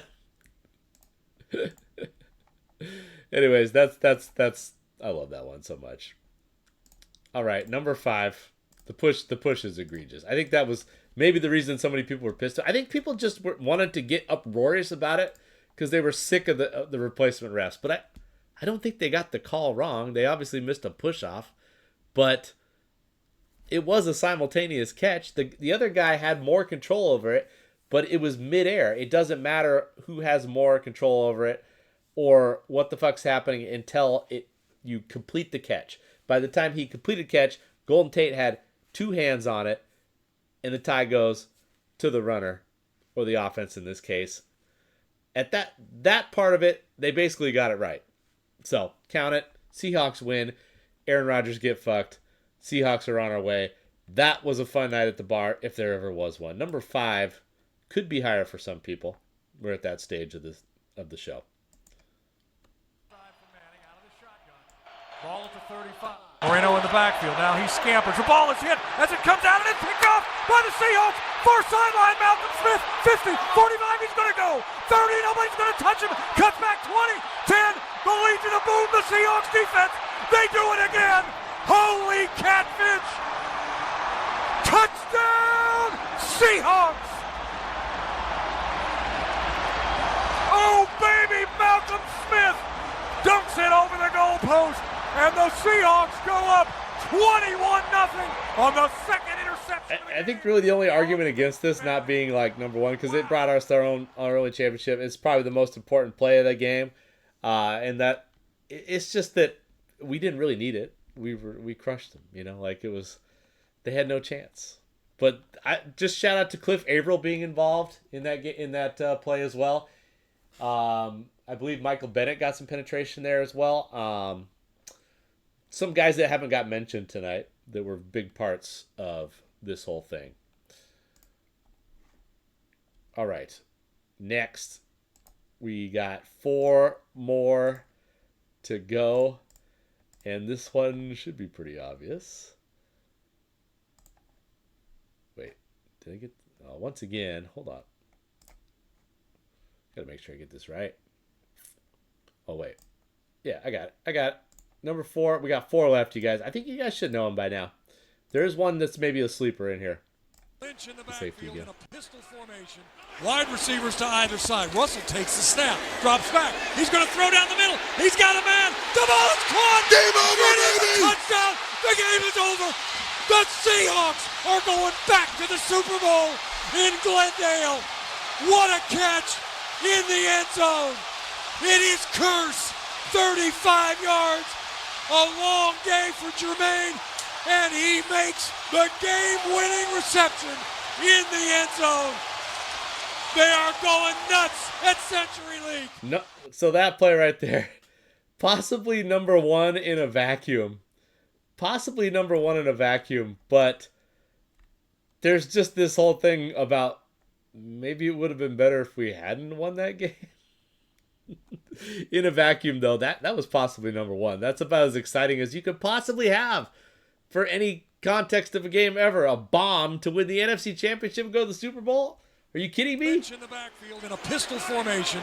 Wide receivers to either side. Russell takes the snap, drops back. He's going to throw down the middle. He's got a man. The ball is caught. Game over, It is baby. a touchdown. The game is over. The Seahawks are going back to the Super Bowl in Glendale. What a catch in the end zone. It is Curse, 35 yards. A long day for Jermaine, and he makes the game-winning reception in the end zone. They are going nuts at Century League.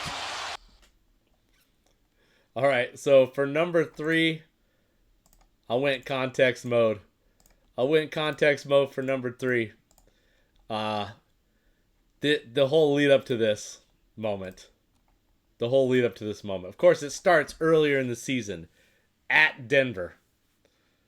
The year is 1988. We have a 13-year veteran who is still the best player on the team. And bitch-ass Mike Harden cheap shots his ass, crumples him, he's out for several games. Kind of fucks up our whole shit in 1988. And it was a cheap shot. It was a weak-ass cheap shot. A bitch-ass bitch move by a bitch player. That's right, Mike Harden. Hope you're watching. Use a bitch. But then this happened. But then, the thing you have to realize about why this is such a great moment is the lead up to it. The things that were happening in the game. And the chippiness that was happening in the game to lead up to it. So I put that all in here. This is my number 3. Well, hold on. First of all, you guys see number 4 is up there. Here's number 3. Well, come on. All right, whatever. Number 4 is this. And here's the video for number 3. 7 to go in the first half. Craig so far perfect. 9 out of 9, 97 yards.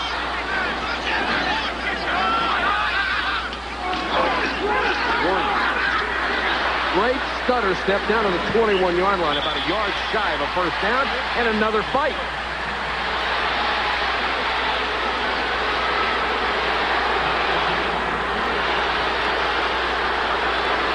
And the side judge got a place maybe he shouldn't have gotten.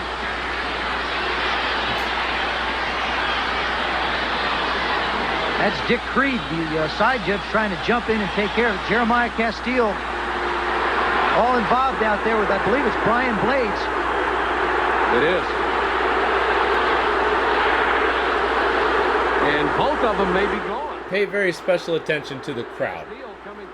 Pay very special attention to the Kingdom crowd here.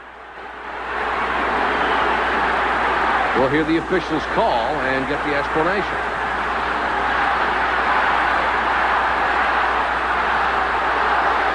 Personal foul, unnecessary roughness. Number 28 on the defense with retaliation by the offense. After the play, the penalty's offset. Yes, they do. They offset. That was the voice of Steve Largent you heard saying that. He said it wasn't retaliation. And I'll tell you something. Somebody knows what's going on a football field. It's Steve Largent. There's Castile now. Blades just does a good job of cutting him. And Castile doesn't like it. He throws him down. Haven't seen a retaliation yet. How the hell are you going to call retaliation? Look at my guy Brian Blades getting mugged over here. So Brian Blades goes back in the huddle and he says, call the motherfucking seam route. I'm taking this guy. Right there. No retaliation. Craig on 3rd and 1. Blades intercepted by Harden.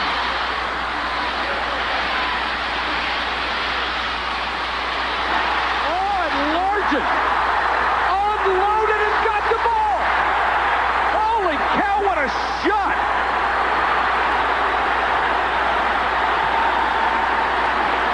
There is a flag down.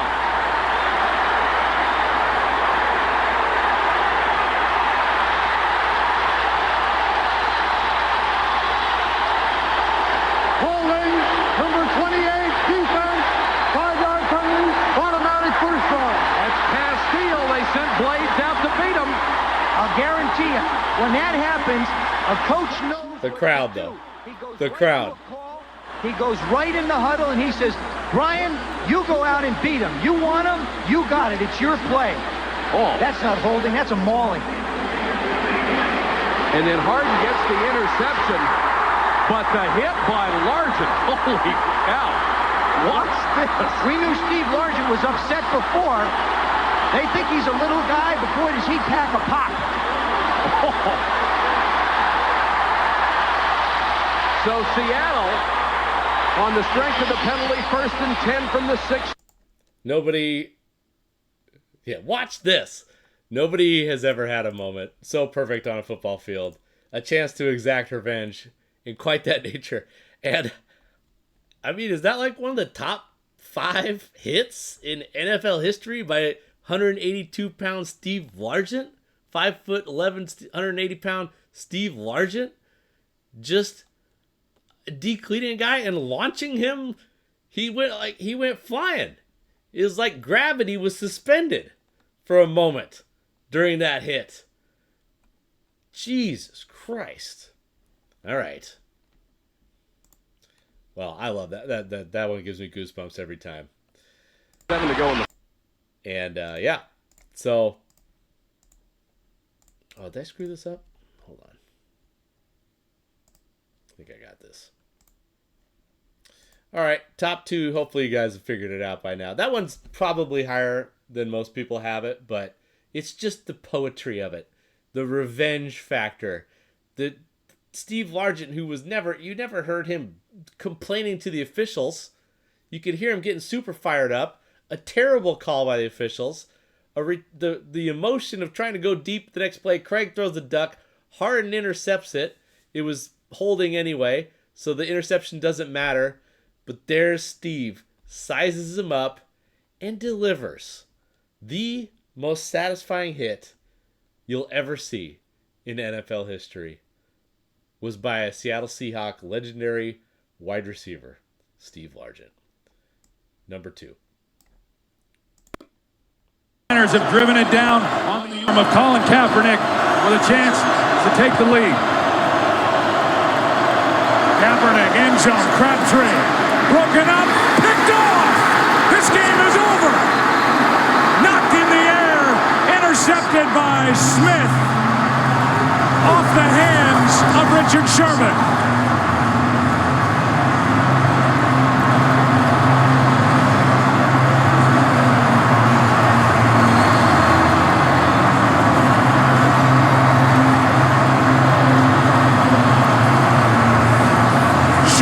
The play and Smith was waiting for it.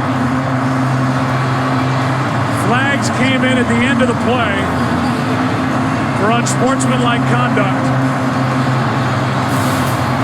But with 22 seconds left, it's Richard Sherman, who played for Jim Harbaugh at Stanford, knocking it into the air, and Smith there for the interception. There's not many guys who can make a play on this ball. Richard Sherman, who you said he was a wide receiver at Stanford. He's out of position, but he's able to turn enough and get his left hand on that ball just to keep it from being a touchdown.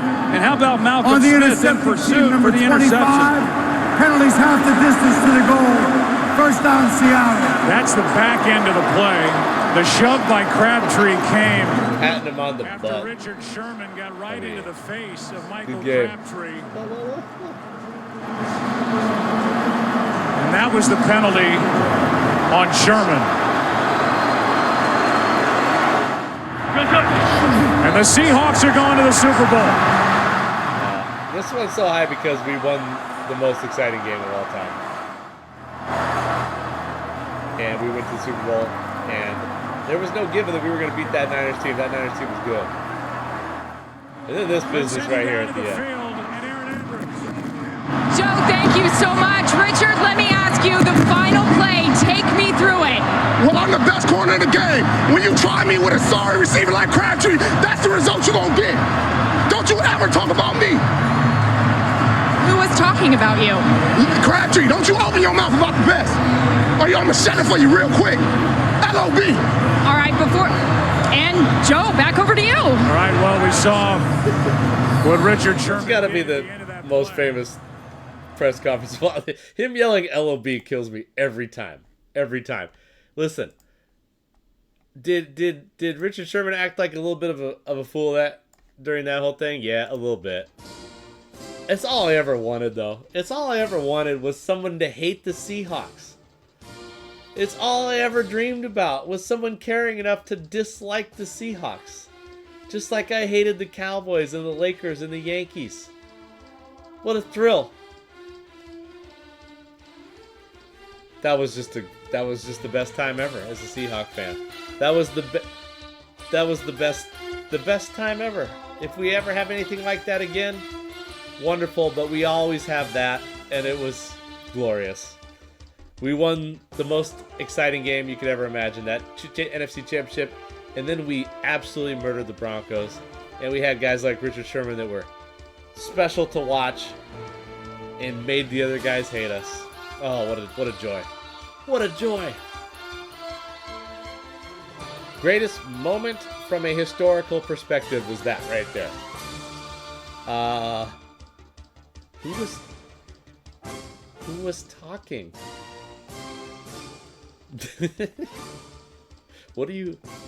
Who was talking? So funny. Not the same play sequence. Honorable mentions. The time that Golden Tate blocked Sean Lee on a now illegal block. It wasn't at the time. The time Earl Thomas blasted the living shit out of Jared Goff. The time that Doug Baldwin shook the living shit out of Ty Hill for the Rams and scored a touchdown and left the dude just crumpled in the end zone, was like open by about 8 yards. Jerry Rice, when he played for the Seahawks, that was just a lot of fun. So had some really good plays too. Cortez Kennedy in general, Kenny Easley in general, Warren Moon in general, and Thomas Rawls in general. Those are my... and the double punt was really close to putting the double... I think double punt was 51 on the list. Michael Dixon, the double punt. Those are my honorable mentions. Same play. Did not. I wasn't too fired up about that.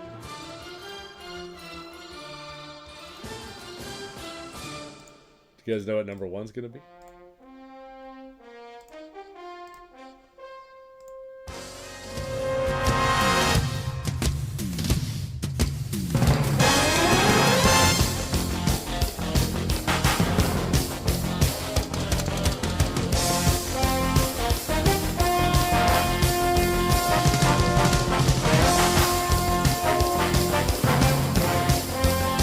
Context, I'm at Carlo East in Upper East Side, New York. It's Phil Seahawk. We've been doing shots every time the Seahawks score a touchdown. Matt Hasselbeck is having his best game since God knows when. He's diming up fools. He's hitting Mike Williams deep. He's hitting Brandon Stokely deep. We're about a zillion sheets to the wind. It's the most hyped bar I've ever been in my entire life. But freaking Drew Brees and the Saints, they're hanging the hell in there. They're hanging the hell in there. Against our 7-9 Seahawks that made the playoffs that year. Defending champs.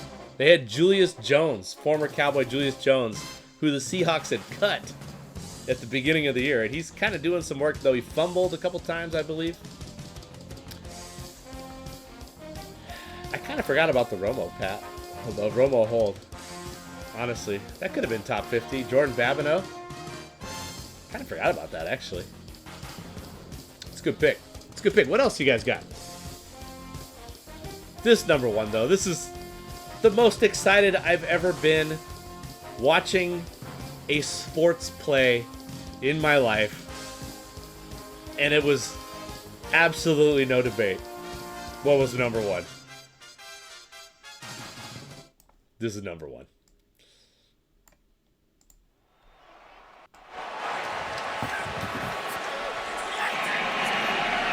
Crowd silent now, as opposed to when the Saints had the ball.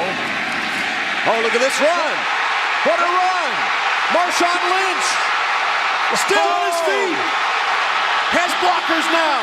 He's dancing his way for the touchdown.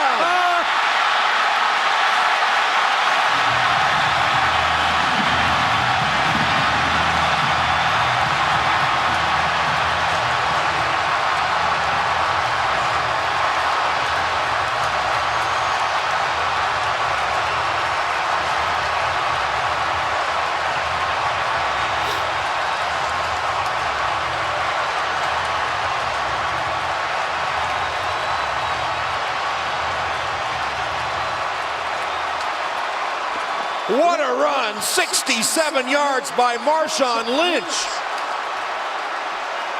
Murray's extra point is good. That's as good an effort as I've ever seen in my life from a running back who they traded for from Buffalo.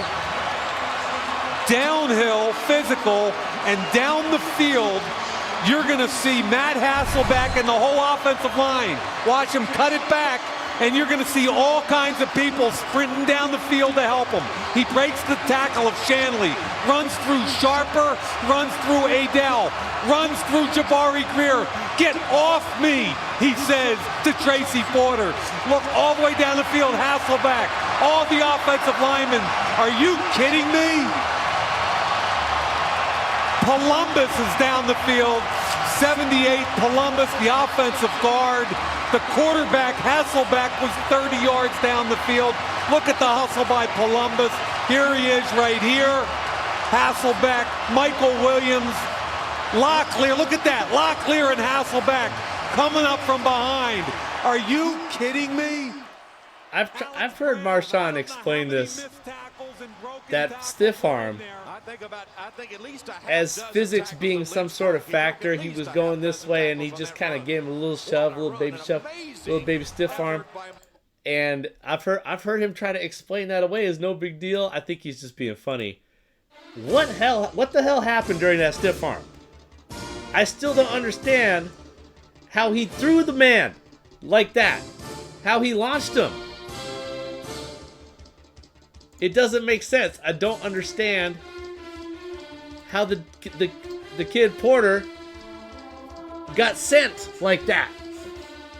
After all the dope broken tackles, after everything that happened in that game, after it somehow being in the balance, after Matt Hasselbeck had his best game ever, after the defense stopping Drew Brees over and over again, still it was 34-30, fourth quarter. In the balance, we call a power play.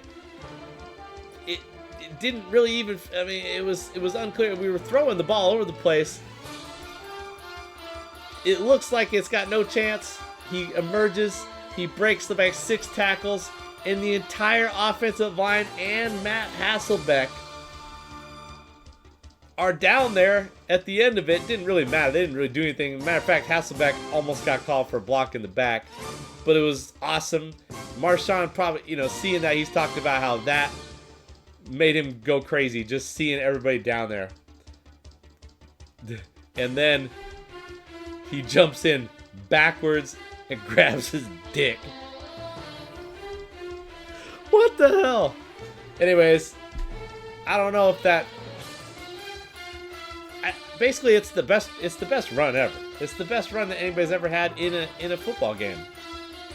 And that's what we live for.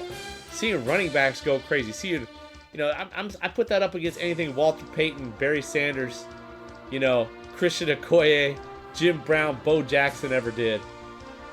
And it was in the playoffs. And it was by the biggest character ever, Marshawn Lynch. So that's my number one. The countdown is complete. There it is.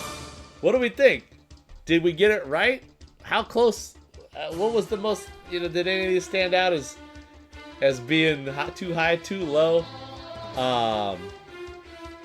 What did I forget? Any? I like the Romo PAT. The only thing about that was that secretly helped the Cowboys from a potential victory standpoint, because it put the Seahawks down at their own 1 yard line. The thing about that the actual key play of that was when Sean Alexander ripped a run to get a first down. Right after that was actually the key play of that game. It's kind of a nerd thing there, but that was a pretty cool one. That could have been on the list. I like that one. The Babineau chase down, I think, is what made that special. Just the effort. Jordan Babineau. Shout out Jordan Babineau. So yeah, I think I did a pretty decent job going over. Yeah, I like the Earl Chop of Todd Gurley. That was on my list. And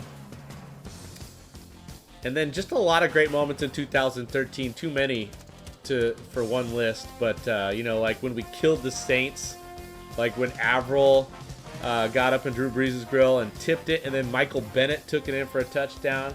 There was a really good Marshawn Lynch touchdown run against the Giants where he dragged a bunch of guys in the end zone.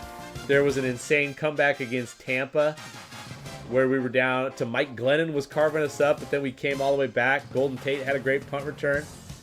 So obviously 2013, we could have just done top 50 plays from that year alone. Recent years, like the Devin Witherspoon getting in Kyler Murray's face and Kobe Bryant intercepting it to win versus Arizona. Big Cat Leonard Williams interception versus Aaron Rodgers last year, the Jets. Taking it to the house, that was incredible. Some of the many JSN catches this year, like the one-handed catch in the NFC Championship, the over-the-middle catch, to set up the go-ahead score at the end of the second quarter. Darrell Taylor joining the defense mid-play on that INT. That's a great one. Leon Washington had a bunch of really good kick returns, including 2 in one game in 2010 versus the Chargers. Second one that was the go-ahead score. Marshawn Lynch, nasty juke versus Baltimore in 2011. Almost beating the Niners in 2011 in Week 17 when they were a juggernaut and we were ass. Tavares Jackson, we were hanging the hell in there, but we didn't have quite enough to win that one. Steve Largent had about a zillion amazing catches. Yeah, I'm just going over some of my contenders. There was the time we beat the Chiefs in 2018 on Monday Night Football. Doug Baldwin had a great catch in that game to seal that one. Just having Shaquem Griffin on the team in general, playing with his twin brother, that was sick. They had a simultaneous sack versus Green Bay in the playoffs, 2019. We almost won that game. We beat the Eagles in the playoffs that year. There were some sick plays in that game.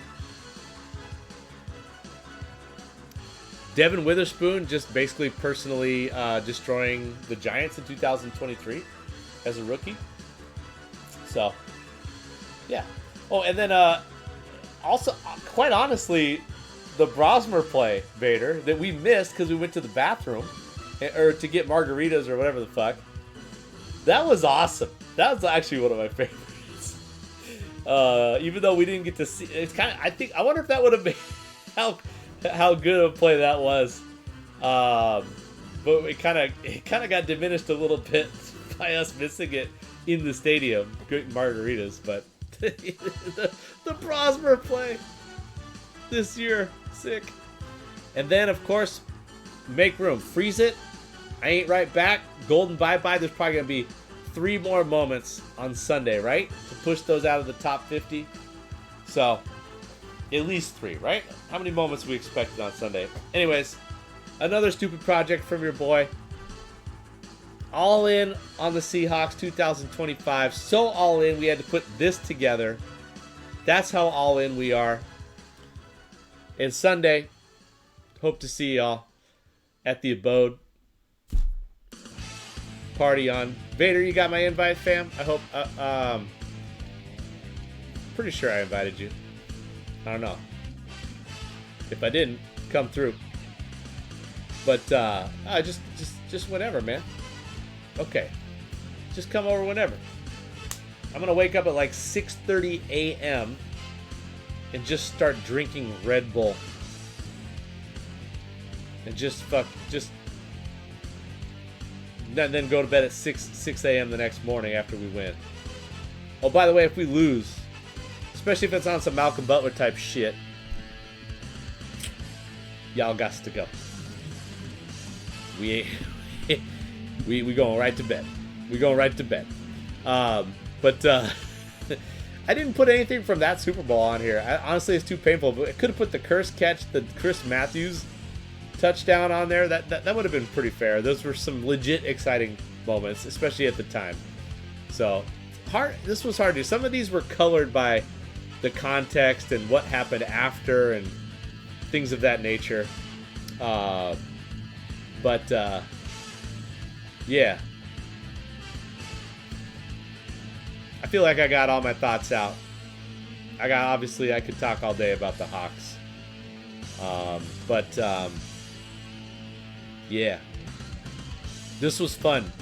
Most fun part about this was seeing like some of the context around these moments that I didn't know about, like all the things that led up to the Dave Craig score versus the Chiefs was just wild. And just sort of revisiting some of those fun games in not so recent memory. But yeah, man. Well, no matter what happens Sunday, this has been an insanely fun year, and I think that these moments that I included from this year are there to stay no matter what happens Sunday. Can't overlook the Patriots. You know, I got a lot of respect for Mike Vrabel. I think Drake May's pretty nasty. I feel like former Buffalo Bill Stephon Diggs is gonna show up, do some cool shit, and I just think as good as their defense has been, they do look good. They've been going up against doo-doo butter. Like, I'm sorry, they just haven't played anybody. The AFC was weak sauce. It just was, especially in the playoffs. No Nico Collins for Houston. No Bo Nix for Denver. I'm sorry.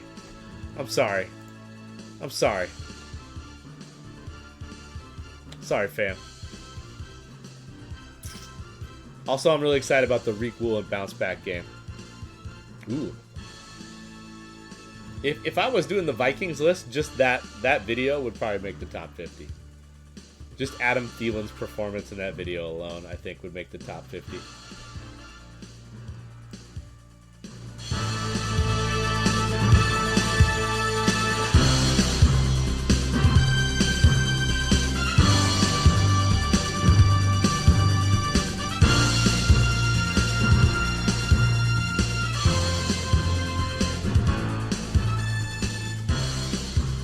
All right, then.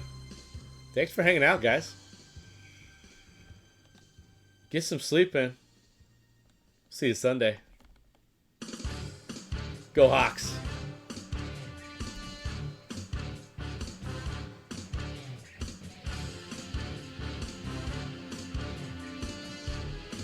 Peace for now.